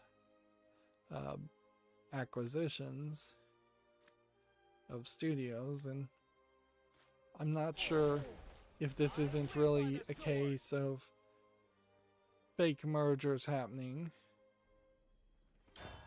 So the way the Tech Raptor puts it, Aspire has been acquired, Easy Brain is merging, which is Easy Brain is a mobile developer known for Sudoku and other puzzle games, which the mergement argument is.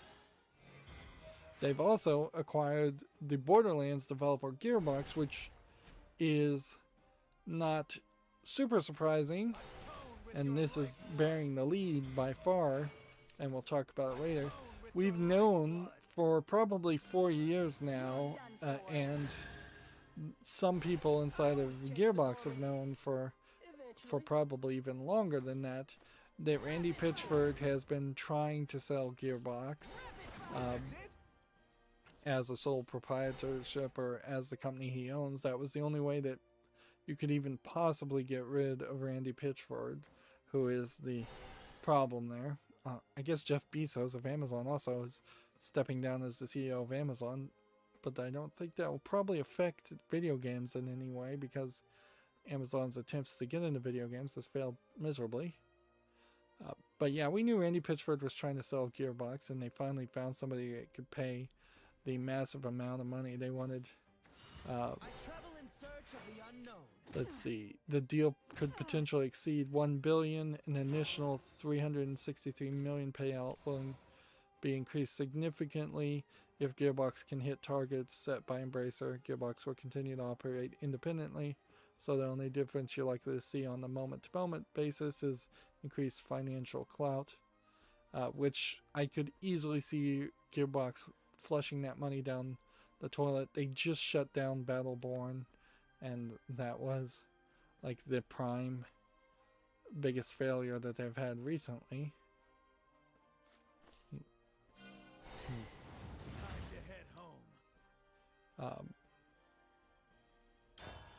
And now that 2K is not the publisher per se of games made by Gearbox, it's very possible that Borderlands, which is owned by 2K, won't be made by Gearbox. Which I frankly think that was a possibility anyways, that Borderlands 4 was going to be handed to some other company just because of Randy Pitchford being so toxic. So then if Gearbox doesn't have Borderlands, basically Gearbox doesn't have anything. They have some people that can make first-person shooters, which is something that maybe Embracer Group was missing, but they've got to have an idea. They've got to have some new IP. It's got to catch people's attention. It's going to have to probably have a different gimmick and not go for the RPG elements and the bazillion of guns concept that Borderlands has. It's probably going to need some different feeling to it, and different writing, and different characterization, and different animation. And there's that high danger that the next Gearbox game is either Duke Nukem Forever 2, which would be awful, or a Call of Duty clone, or something that feels a lot like a Call of Duty clone. And I would imagine Embracer Group's goals, their payment goals, won't ever be reachable. So yeah, at this point, THQ Nordic is as big it feels as big as THQ ever was, and possibly even bigger now. And it's setting itself up to be something as big as EA or Ubisoft, or Activision Blizzard. And then the real question is, are they going to be able to do anything? It's not like Embracer Group late has released anything that was amazingly great. Their big ticket game was supposed to be Darksiders 3, and Darksiders 3 was kind of buggy and not that interesting to people, and has now easily been forgotten to the point where I barely even remember that it's on my list to buy at some point and play. Need to hurry up. Gematsu has an article here. Narita Boy launches this spring for the PS4, Xbox One, Switch, and PC. This looks like a Tron reference. It's from Team 17. Well, Narita is a weird word.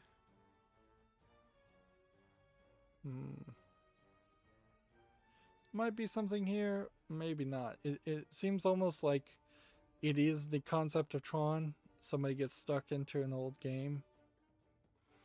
And I feel like nostalgia for Tron is not anywhere as accurate as it should be, because very few people actually remember Tron or have watched Tron, and it's not that good of a movie. Moving on, Scarlet Hood and the Wicked Wood has been delayed to April 8th, which this was a game that was basically announced less than a month ago, if I recall correctly, and it's already being delayed. And this was one of the iffy ones where the art looked kind of interesting in screenshots, but the actual depiction of the game looked like it was kind of just a point and click adventure with some puzzles.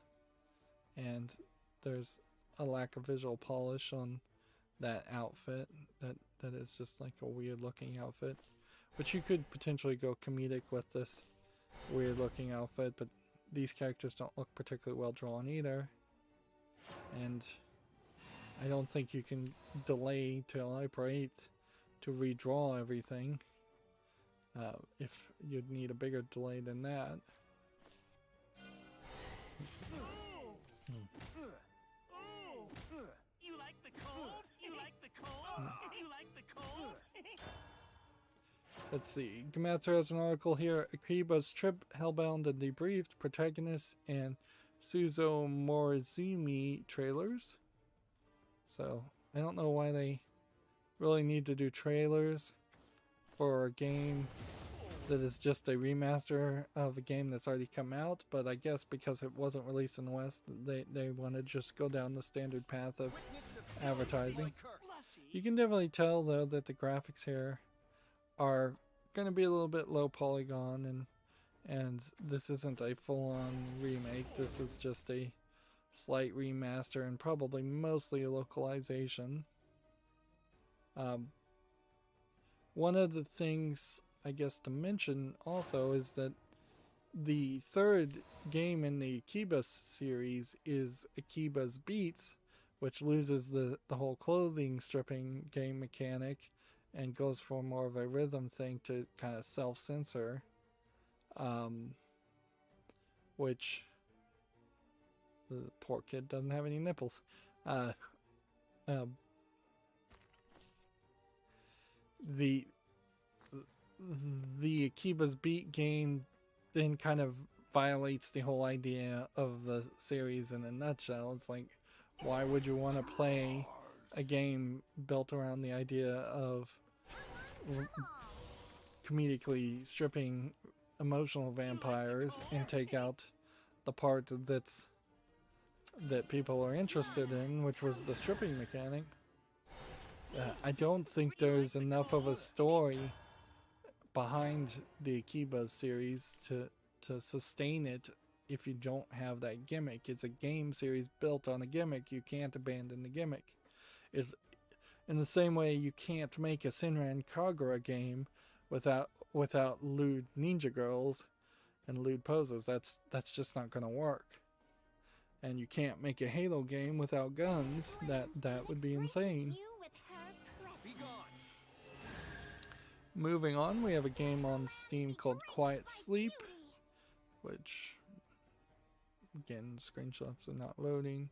79 cents, English, Russian, mostly negative reviews already, so I don't even need the screenshots to load. I changed the quality of service, and maybe that affected this, but it really shouldn't have.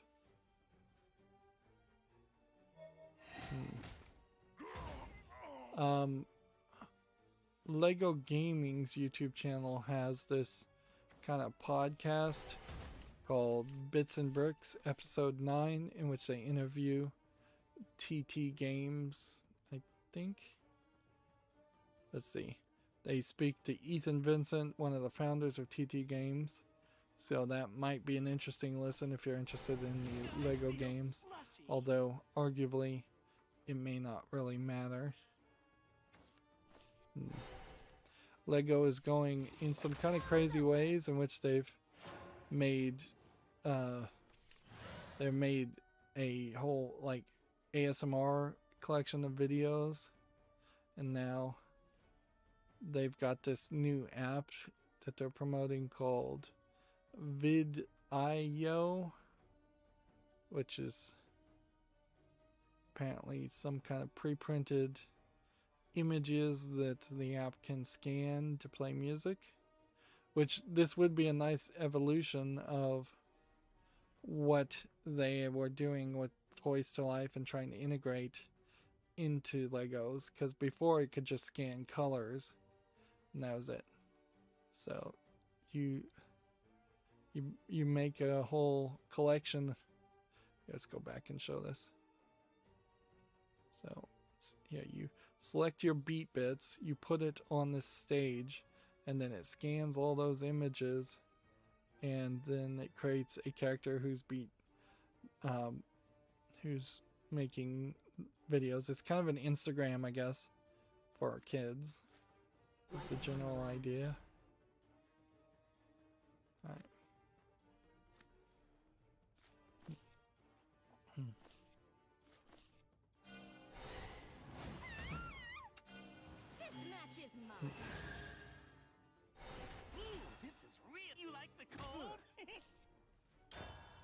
Which, yeah, there's a thought there. More and more Lego is going to have to integrate with cell phone compatibility, but sometimes their attempts seem to fall flat, and it takes them 3 or 4 times to get to where they're slightly going. They also have this Lego Ideas where you can make and share your first Lego micro game using Unity in Lego, which read all the info there. So yeah, that's more video game programming. And yeah, they are just more and more going to have to hit more and more interactivity with their games. Yeah, is there anything else Lego wise to talk about? Like they're really all over the place. They've got Lego clothing they sell, Lego sets they sell, licensed products they sell. At a certain level, it might very well be better if Lego just stuck to the plastic cubes. But they really can't do that. They've got to stick their fingers in every pie, particularly considering how Lego is probably one of the few toy companies left in the world. And let's not forget to mention the Mario tie-ins with Nintendo now.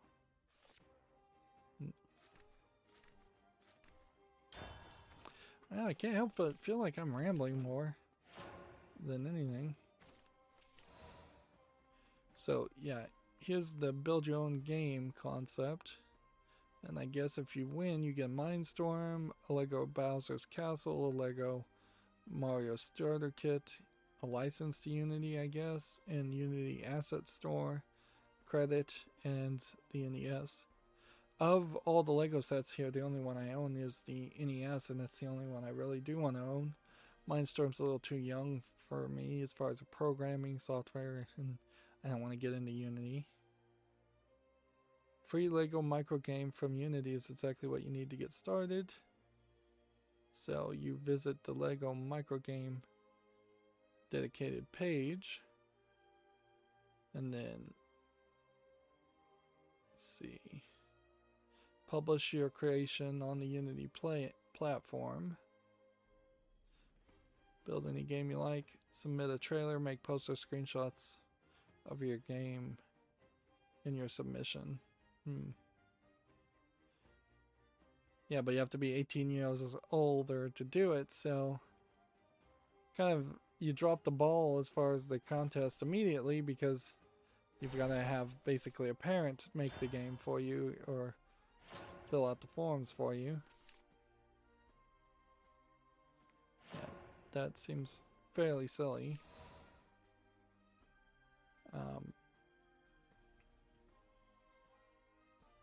And this is pretty much Unity, so that they are actually trying to get you to learn Unity, which I have to really applaud that idea. So many other companies have tried to teach people Scratch programming, which is something Apple kind of created, which is just drag and drop programming.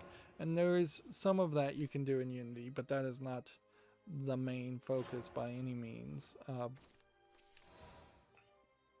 So yeah, real programming in a real engine like Unity actually will empower kids to actually learn how to program. It may overwhelm them a lot too, but it is establishing realistic goals using the industry standard software and establishing how hard programming can be, instead of giving participation trophies or implying that programming's so easy that anyone can do it. It's not easy. There's plenty of people that can't wrap their mind around programming, or would just not want to put in the time and effort.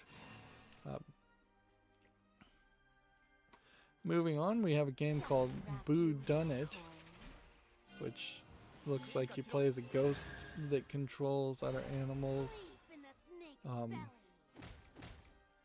They're calling it an adventure sandbox game where you play as a ghost to solve the mystery of their own murder. It's free to play, it's English only. I'm going to put this on the fall list, but then I probably will immediately take it off even if it is positively reviewed, because it's a free game. Doesn't look terrible though. Like, even if these are asset flips, there's a lot of polish and effort to make this look and feel like a unified environment. Okay, what do we want to do? Draw a card. Light upon the land. Mana, That. come forth. Luminescence, shining hope. Next, we have a game on Steam called Sky Primal, which looks like it's just a resource survival game. Not a resource management game, just a survival game. $4.49. Nothing there of interest. Although being chased by a tiger is an interesting thought.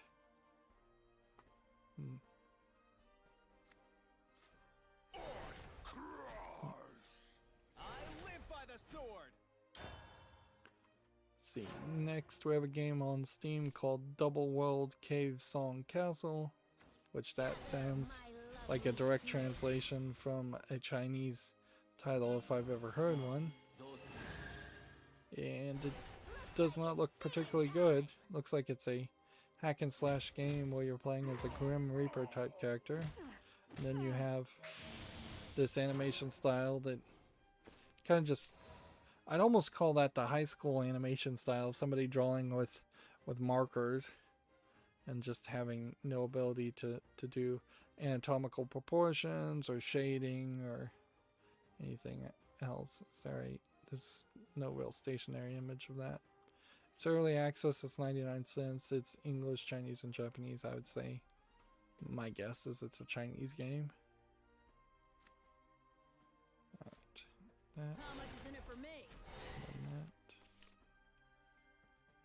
And This match is mine. I better get a bonus for Take this. that! let's see. I earned my fair That. share. Take that! And that.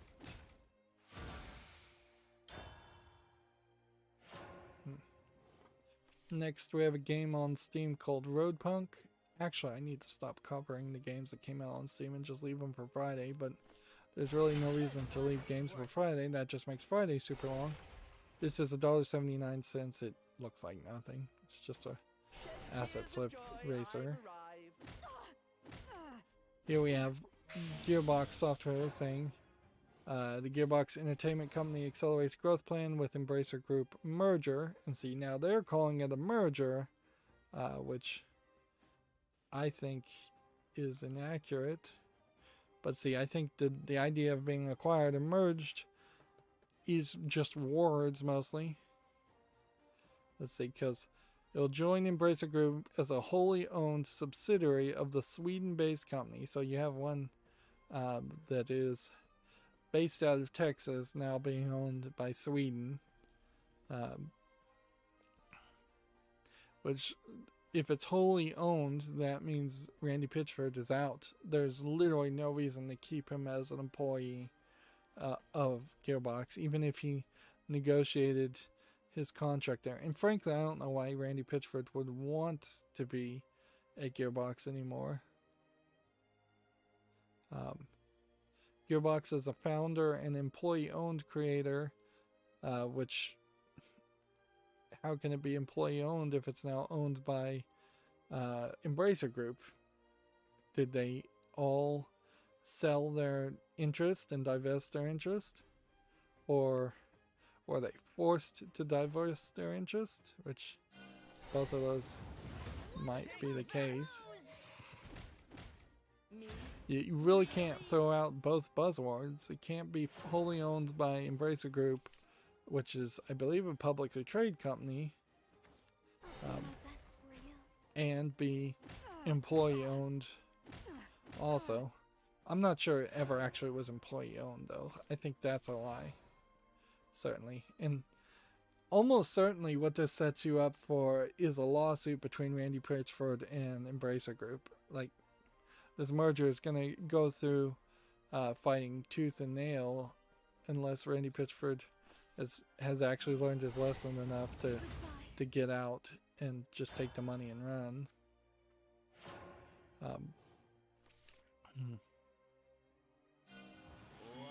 Let's see. They now own 200 franchises and have 5,500 employees around the world. How did I lose?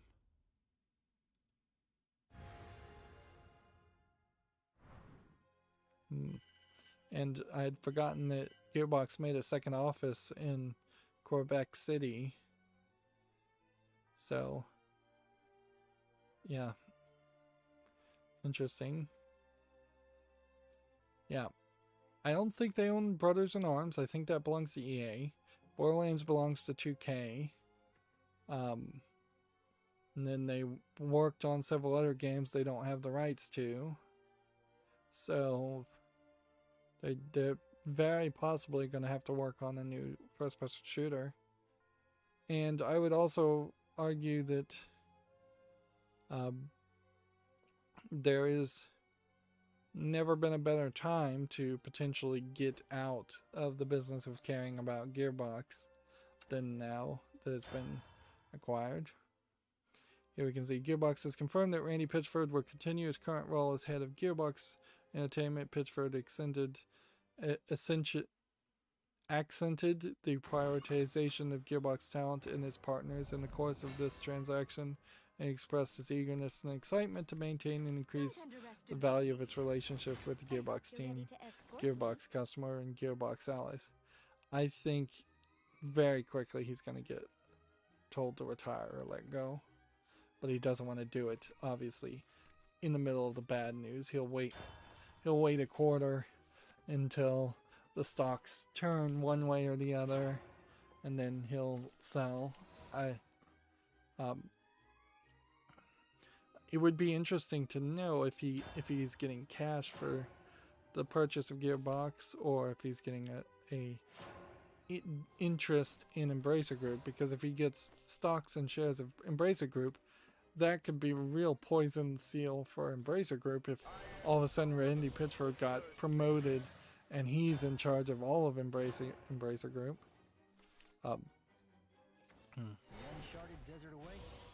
Let's see. Juno Capital Partners and Union Square Advisors acted as M&A and financial advisors to Gearbox on the transition, and Fenwick and West acted as legal counsel. So at least they were using actual lawyers. Yeah.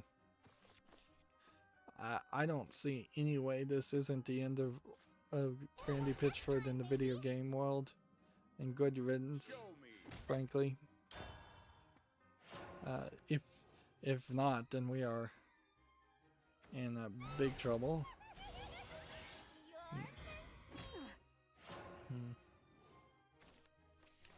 Yeah.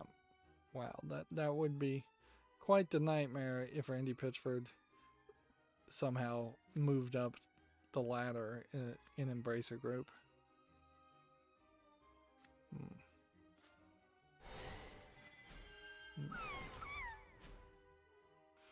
At a certain level, I almost kind of enjoy the idea of another lawsuit and more drama happening around Randy Pitchford, because he's been fairly quiet, and getting back to the good old days of him being the go-to class clown is probably more interesting than the awful stories around some of the other companies, because at the very least, well, no, Randy Pitchford is just as bad as the rest of them, but at the very least he was funny. His stories were funnier.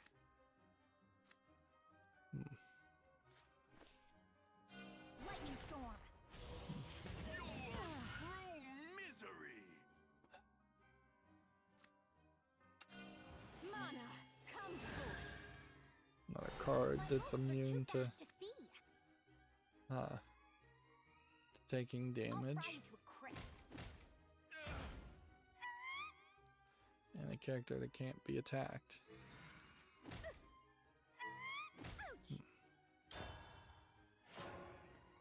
Next, we have a game on Steam here called Mighty Forest, which is just a polygonal game where you play as a wolf. Looks kind of asset flippy. 20 minutes long for $1.29 English Russian. That's not value.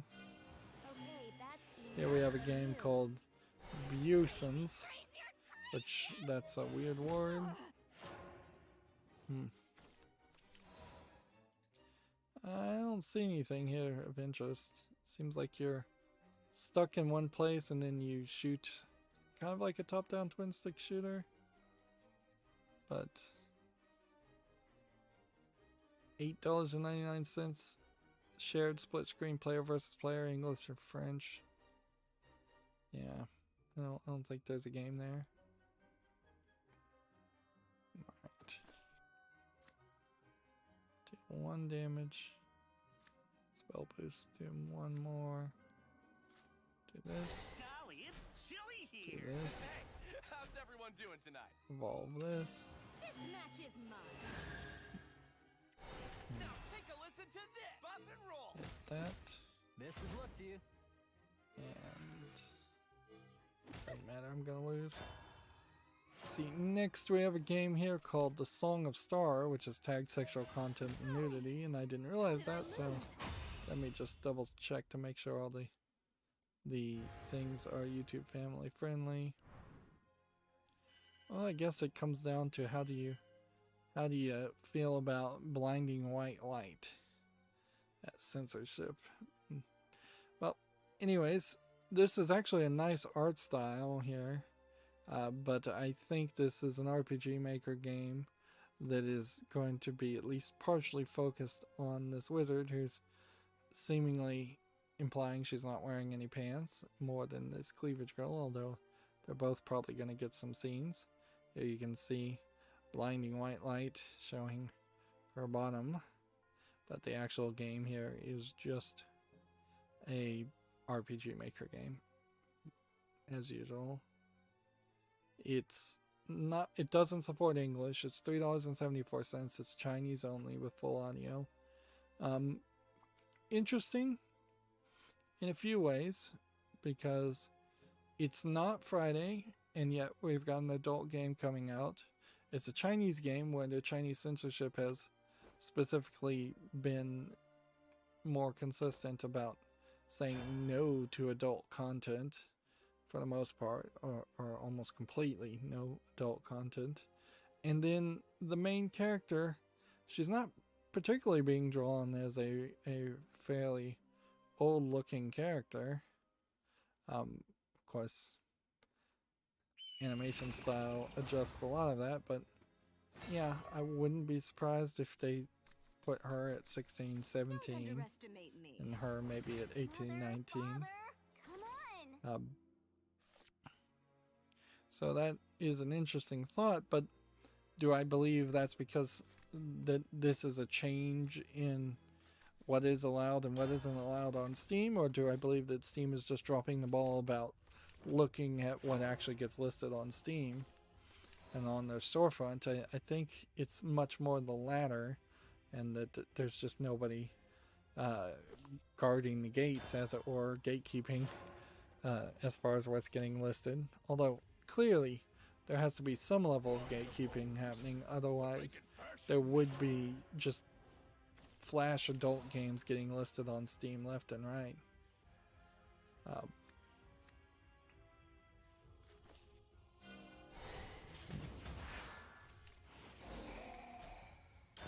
Let's see. Next we have a game on Steam called Hebroxia 2, which looks like it's just a side-scroll shoot 'em up game, although it's half shoot 'em up and half side-scrolling. Interesting. A switch in perspective. $9.99 English and Japanese. Not really my style of game, but I will say this looks fine.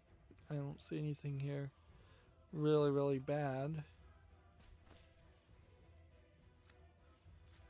I am Solomon, the first mate.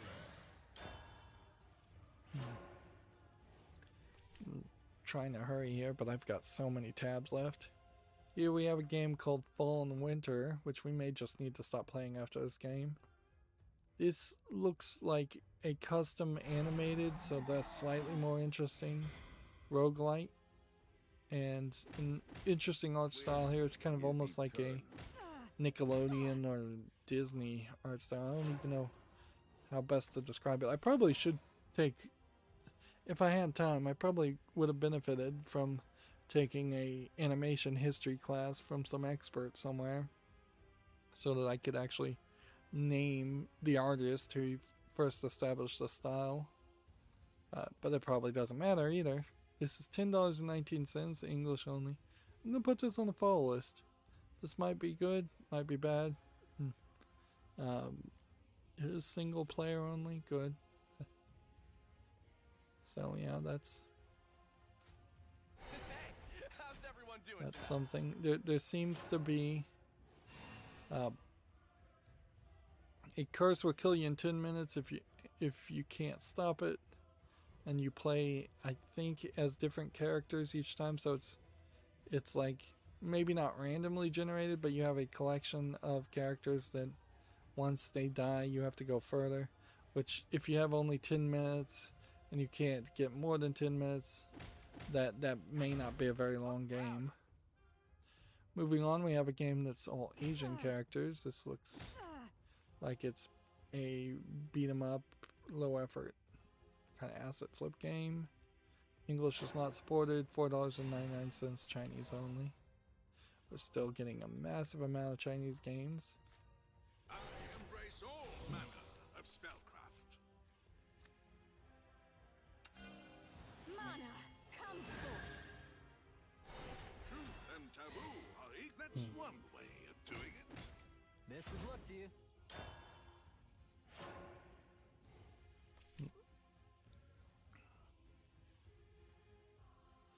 Let's see. Next, we have a game called Through Hell to Heaven. No spaces. This looks to me like it's an asset flip game. There are some art here and some concepts here that, with more polish, I feel like could work. But I just don't think there's a real game. Let's actually look at the trailer. We haven't had to look at a trailer for a game in quite a long time. Yeah, there's some visuals here, but then there's some stuff that's just not done, I think, well enough. This feels like it's a half-finished, like, visual project. It's early access, $6.99, third-party EULA. I'm gonna be generous and put it on the fall list just because I'd like to see if it gets any improvements, but there's not really a game there. Alright, and then next we have another game that's tagged with sexual content and nudity. So apparently they did decide to just open the floodgates today. So here we have a game called Muse Night Out, which to me seems to be half visual novel and half rock, paper, scissors and memory games.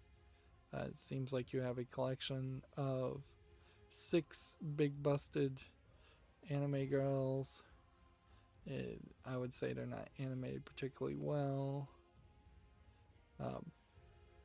Yeah, you play rock, paper, scissors with them. It's early access. It's $2.39. It's English. It's Chinese. No Japanese in that one. At a certain level, it is fair to say, though, if you do just want to play an adult game to see some naked anime girls, you probably don't want to play that complicated of a game. So rock, paper, scissors is not inherently the wrong choice, in the same way that Honey Pop's match 3 elements weren't the wrong choice for that. But then you have to certainly ask the bigger question is, wouldn't you just get better animation if you just went and watched a video? I think you could just go to a porn site and see animated porn a lot easier than interacting with the video game in the first place. In fact, I wouldn't be surprised if there's Let's Plays out there on some websites of adult games, so you don't have to play at all. The interactive element isn't really there if you're just playing something like rock paper scissors. Even Honey Pop doesn't really have an interactive element that matters. You pretty much eventually will grind your way to the scenes you want to see. Right, this,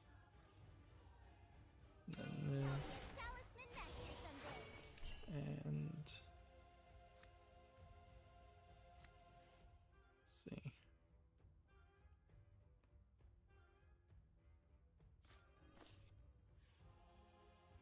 I don't know which one gets spell boosted better.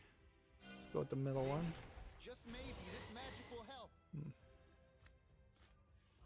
that.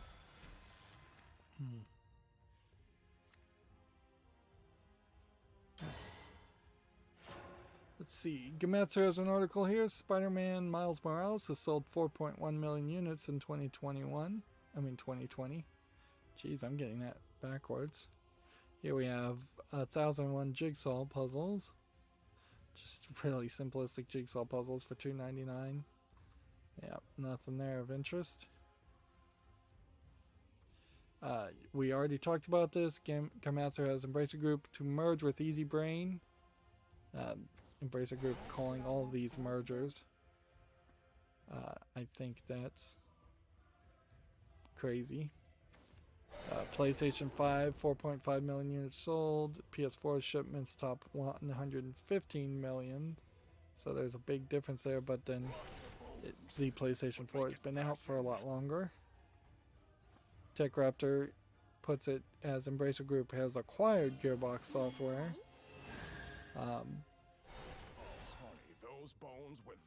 So this is big news, certainly.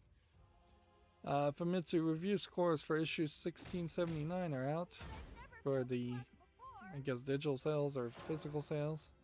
Little Nightmares 2, new Star Manager, Super Mario 3D World, plus Bowser's Fury for Switch, which is 36 out of 40, so pretty happy with that, but still not giving it top marks.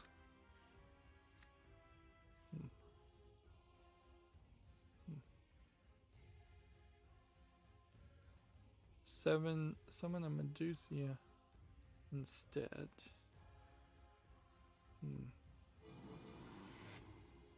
Let's kill this first. And then this there. And then hit that.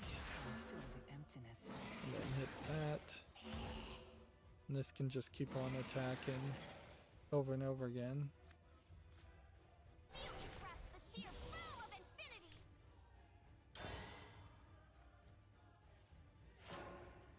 Let's see. Here we have a game on Steam called Asian Riddles 4, which they are pictocrosses, not riddles. It'd be pretty much impossible to do an Asian riddle in English. $2.99. I don't even know if Chinese or Japanese really have that many riddles. Moving on, Gematsu has Nipponichi Software announcing a detective simulation adventure called Tante Boku Metsu. Yeah, Boku Metsu for the PS4 and Switch, which seems like it might be some creepy looking game, with which most mystery detective games are slightly creepy.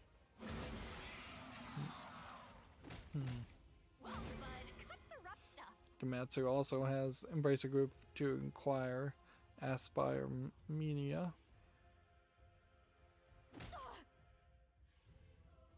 And Embracer Group to merge with Gearbox Entertainment.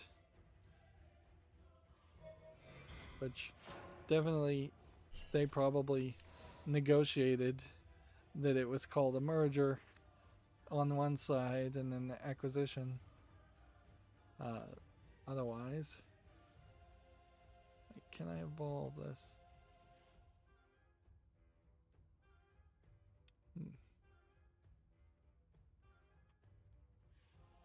So we'll try and evolve this follower, so let's not do that.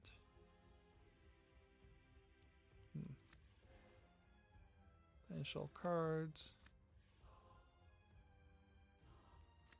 Spell boost. This is your fate. Okay.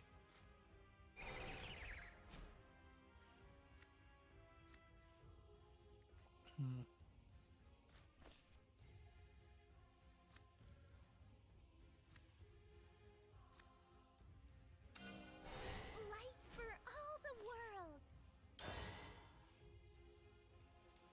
Yep. I'm about to lose. This is going to be the last game I play. Gamatsu has an article. Atelier Mysterious Trilogy Deluxe Pack announced for the PS4, Switch, and PC. It includes Atelier Fierce DX, Atelier Sophie DX, and Atelier Liddy and Sueli DX. Which these three games I believe are on Switch, but they are kind of the side games and smaller, and they were not priced at a side games and smaller price, so bundling them is a smart move. Apparently there's also going to be some new content. All three titles will include a photo mode, digital art book, and double speed battle mode, which that will definitely make it a better idea, certainly to play the games faster, JRPGs faster. In fact, that might be a very easy rule to implement for me if I am going to get into JRPGs, is to say I just refuse to play any games that don't have a double speed battle mode.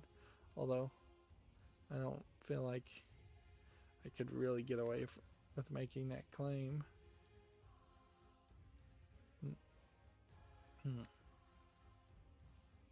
Right. Destroy an enemy.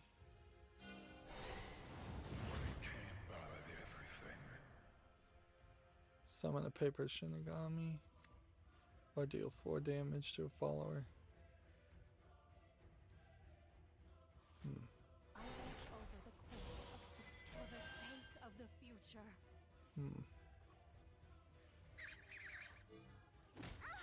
Blinding light. If I could get this on the field and get it actually attacking, that would be cool. So I'm gonna have to make sure to remove the Atelier 3 games from my wish list. You don't really run into that scenario, but it does occasionally happen. But make it fashion. At the risk of coming off misunderstood, I'm gonna mention here B4G4, which was just G4 before they announced they were falling behind and delayed, has decided to celebrate and honor Black History Month. Nothing wrong with that in my book, but they certainly open up themselves to the idea of why are they working on this instead of making G4. I could see a lot of twitchy people who just want to see new G4 being like, why are you gonna focus on this? I could see you could make the argument that it's SJW, particularly since they probably will only highlight Black History Month and not any of the other months, unless there's a minority or SJW reason to highlight that. They're highlighting this person who I don't recognize. Let's see, what is this? She's a TTRPG creator. She created Into the Motherlands, an original RPG funded by Twitch with a team of people of color designers. Never heard of her. Never heard of the game.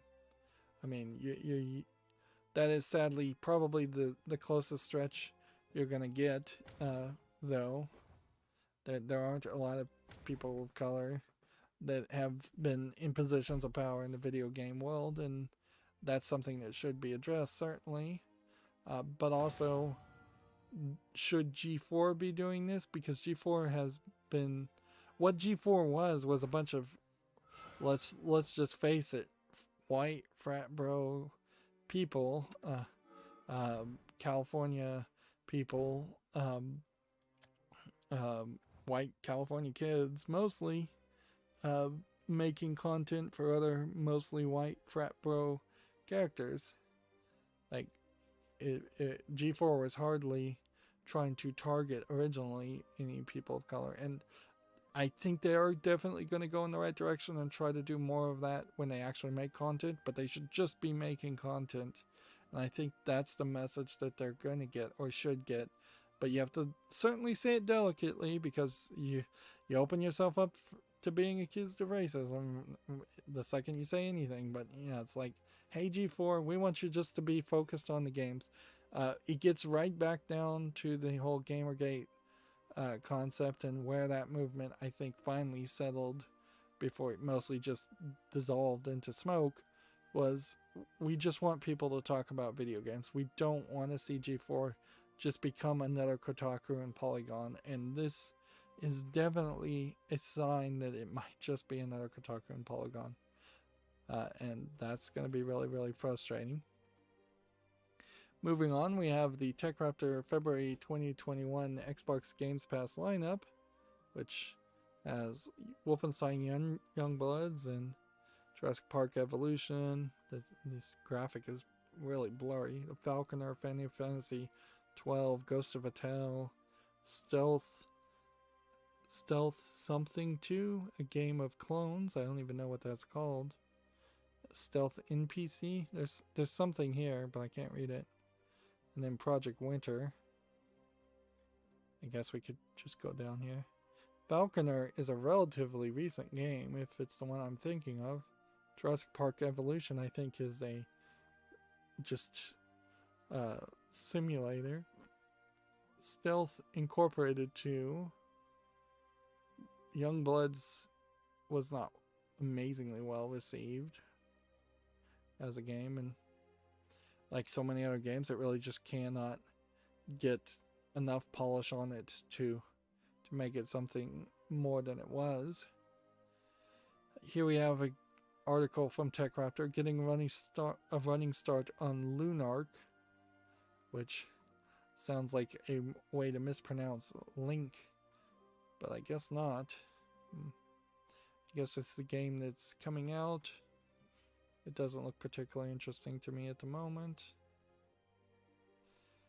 Apparently, Stonk being the Reddit way from Wall Street Bets of saying stocks. Apparently, those shirts are going to be sold by Game. I believe Game is the UK name for GameStop, though. I think it's the same parent company. Although maybe GameStop in the United States is owned by a different company than Game. So, GameStonk to the moon. So they're cashing in on that. Again, this might very well be a case where the UK offices or the sister company to GameStop can say something and do something, whereas right now GameStop itself is just trying to bury its head and avoid any accusations of market manipulation. Which, okay, I wouldn't be surprised if they just never mention the Wall Street Bets at all. Gematsu has a roguelike deck builder called Roguebook launching June 24th for PC, later for the PS5, Xbox Series, PS4, Xbox One, and Switch. Which, yep, nothing there. Here we have a review for a game called Sarawak, which looks like it's probably a mostly text game. If I recall correctly, this was like a text-based game with just a lot of animation on it to look nice. They gave it a 7.5. I guess we're seeing just new staff writers all over the place for Tech Raptor. Sarawak is an interesting story that sells itself too short, with interesting gameplay and intriguing premise, but ultimately not enough exposition. Prose, beautiful minimalistic art style, interesting premise, Con's short runtime, rushes mystery, and shallow characters.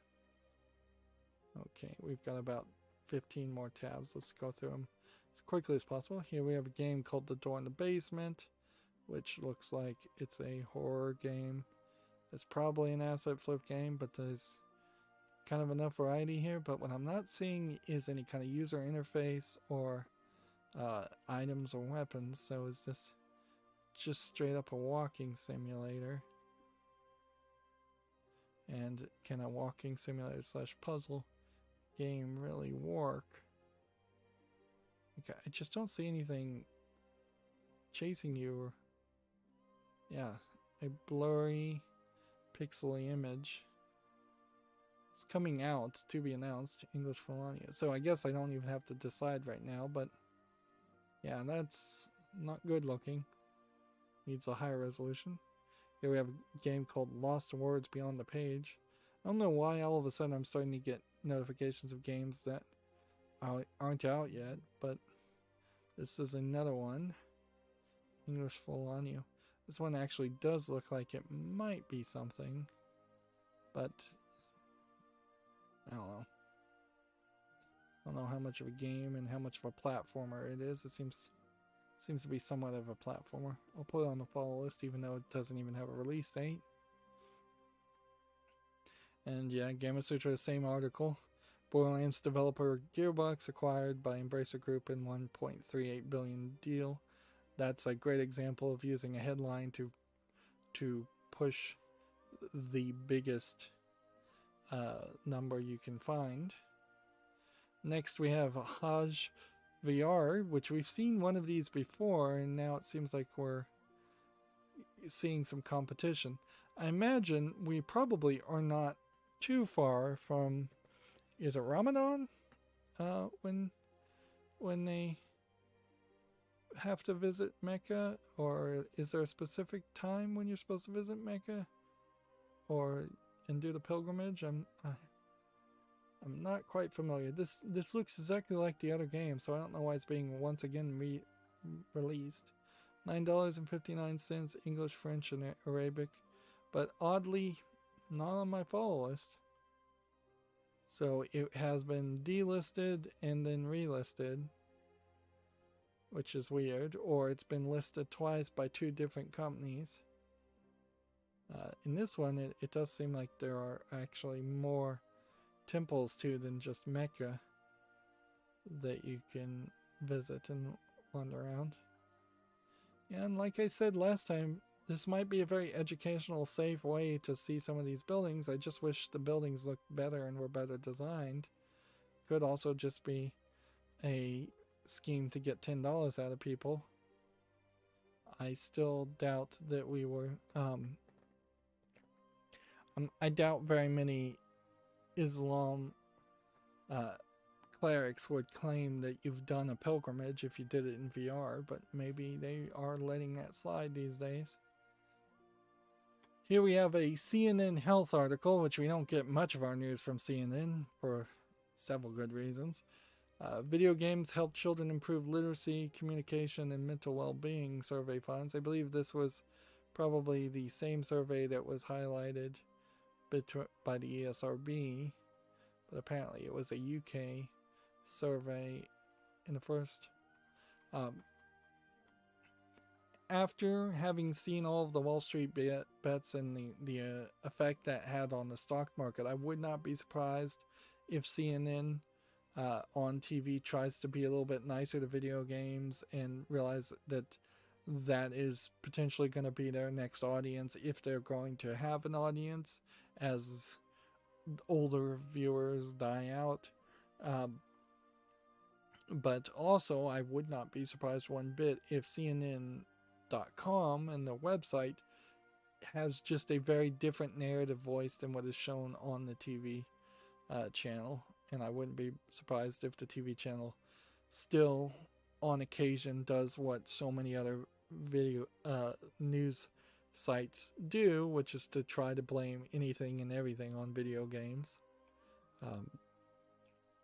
I could easily make a bet that before the 4-year term of Biden ends, there will be at least some major push or medium push, at least. Heck, I'll even say maybe it'll just be a minor push to blame video games or ban video games, or censor video games, because that's something that the Democrats tend to kind of try to push, and their cancel culture is in full swing at the moment, so I could see that.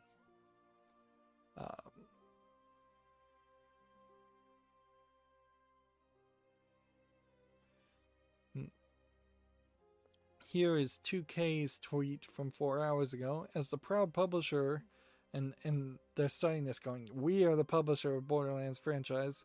We're happy for our partners at Gearbox.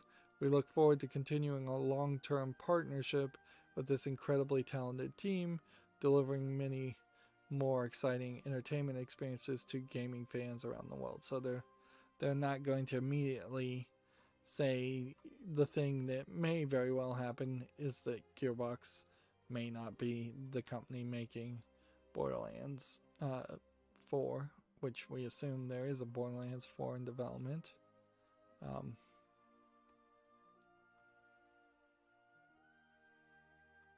And then they're still releasing content also, so a director's cut reveal will happen on February 10th.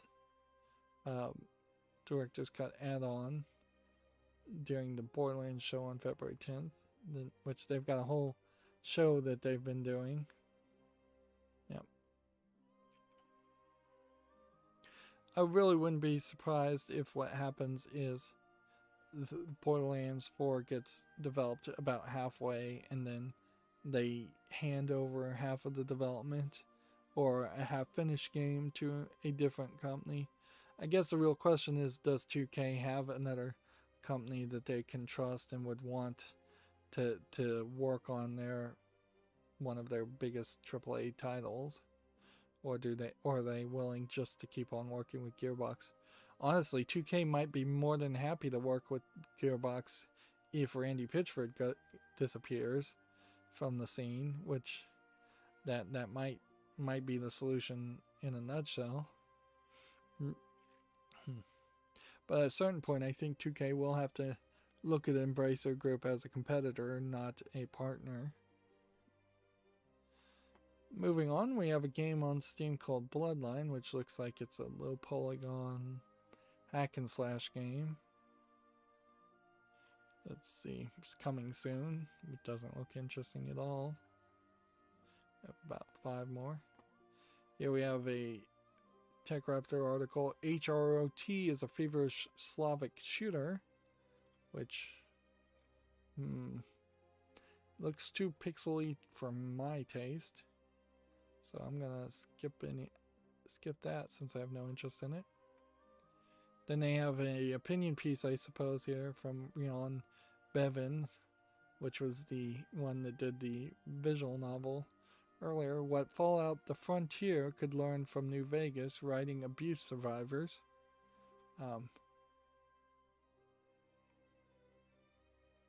Let's see. Apparently, there's a prompt here. If you have speech 100, I promise we'll stay together. But now you're gonna be my little slave girl. Put this collar on. I'm sorry, I was just messing with you. Then here we have a trigger warning at the beginning for sexual assault and pedophilia. I don't know if this last New Frontier is some mod somebody made. Let's see. Fallout the Frontier was released last month after a highly anticipated 7-year development. This mod is a passion project of a group of New Vegas enthusiasts and adds 3 entirely new campaigns as well as new characters and factions.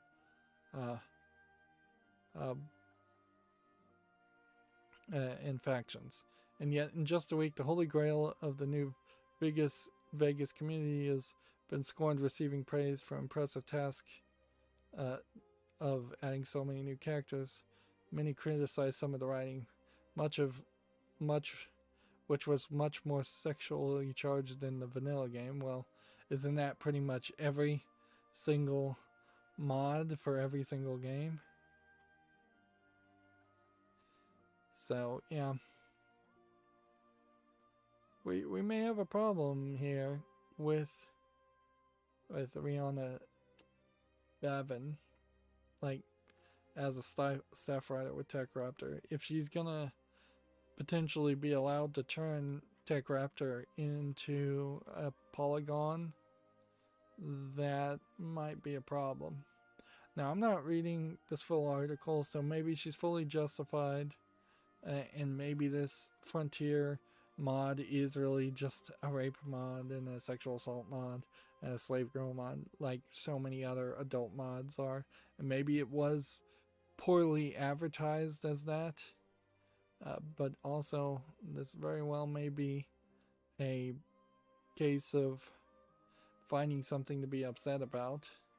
So now I'm certainly on edge, and I will have to see how the writer goes one way or the other. It's not the first time where we've seen a mainstream video game Western critic, even though she's from the UK, that's still Western compared to the Asian countries. It's not the first time where we've seen them praise or play Western visual novels like the one she covered, and then also still be a flaming SJW and not really even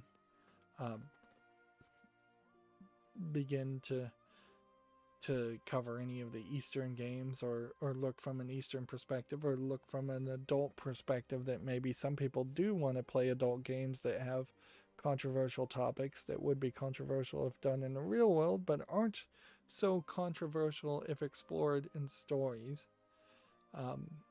There is this consistent fear and thought and stupidity that is repeated, that people shouldn't be able to explore thoughts that are negative or explore stories that are negative, because that is going to make them act on those thoughts, which that's just insanity. It's just a pro-censorship argument, and I feel like if Tech Raptor allows one of their staff writers to push a pro-censorship argument, then that's just another news source that I'm gonna stop listening to.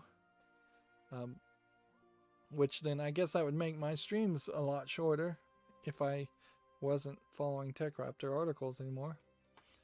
Anyways, moving on, we'll just have to wait and see what happens. A pigeon simulator allows you to rain poop and cause mayhem. So yeah, that's a fairly neck-breaking theme shift there as far as this. Pigeon simulator, is it made by a company that I know? Or like, is it from the same company that made well, I know Tiny Big. Yeah, it's definitely trying to feel like a goat simulator game, and it does definitely feel like it plays like a goat simulator game. There might be something for a joke game like this, but it also might be a game that's just too expensive for what it's really worth. See, next we have a game on Steam called Dark Flower, which is tagged as an RPG puzzle platformer casual clicker, which that is all over the place. I would say it's probably a RPG Maker game with some dark screenshots on top of it. English is not supported, 59 cents, Chinese only. Yeah, that doesn't look like anything of interest. Next we have Riddle of the Sphinx, the Awakening edition, which is tagged as an adventure puzzle educational game. There might be something to this. $39.99 now? Yeah, right. Plus another $29.97? Yeah, you're not going to convince me on that price tag. You just lost a sale. Not even going to put that on the follow list at that ridiculously high price. Then we have Open Critic here. Chris Tales will launch in July, which is a time-traveling RPG apparently, that pits players in multiple timelines at once. Interesting. We've got just a video, but the video is incredibly small. Why is the video incredibly small? I don't know. Well, we'll move forward from that. id Software was 30 years old a few days ago, I believe. And so they put out one of these images thanking everybody, which the more of these images with text on them I see, the more I realize that Instagram is the big deal nowadays and Twitter is not, which I think that's fairly obvious. Here we have a game called Journey of Life, which looks like it's probably just an asset flip survival game. It's already mixed reviewed, $13.49, English, allegedly full audio. And then we have a game called Laonza the Bounty Hunter, which interesting to have a unique name behind it. Looks like it's just a side-scrolling shooter, bullet hell, kind of like an Asteroids clone, I think, more than a side-scrolling shooter. $4.99. It's just not visually interesting enough for me, though. And then that brings me to the Humble Bundle. Let's see if there's any new Humble Bundles. I bet the answer is no. Yes. The answer is no. And then let me just reload my Twitter feed and see if there's any more news, and then we can end this 3-hour-long stream. Feel like there probably was some bit of news. Let's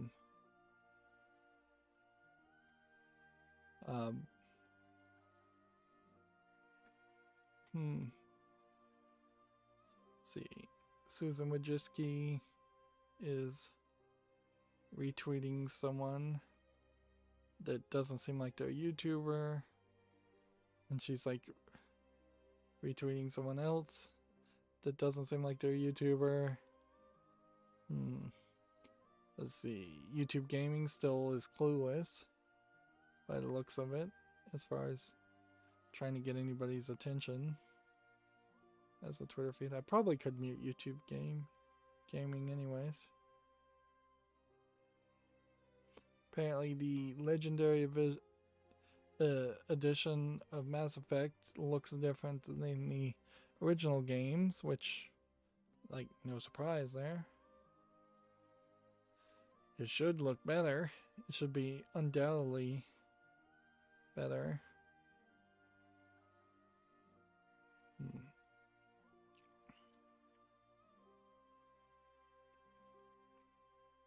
It's still fairly annoying as a small YouTuber that they've added increasingly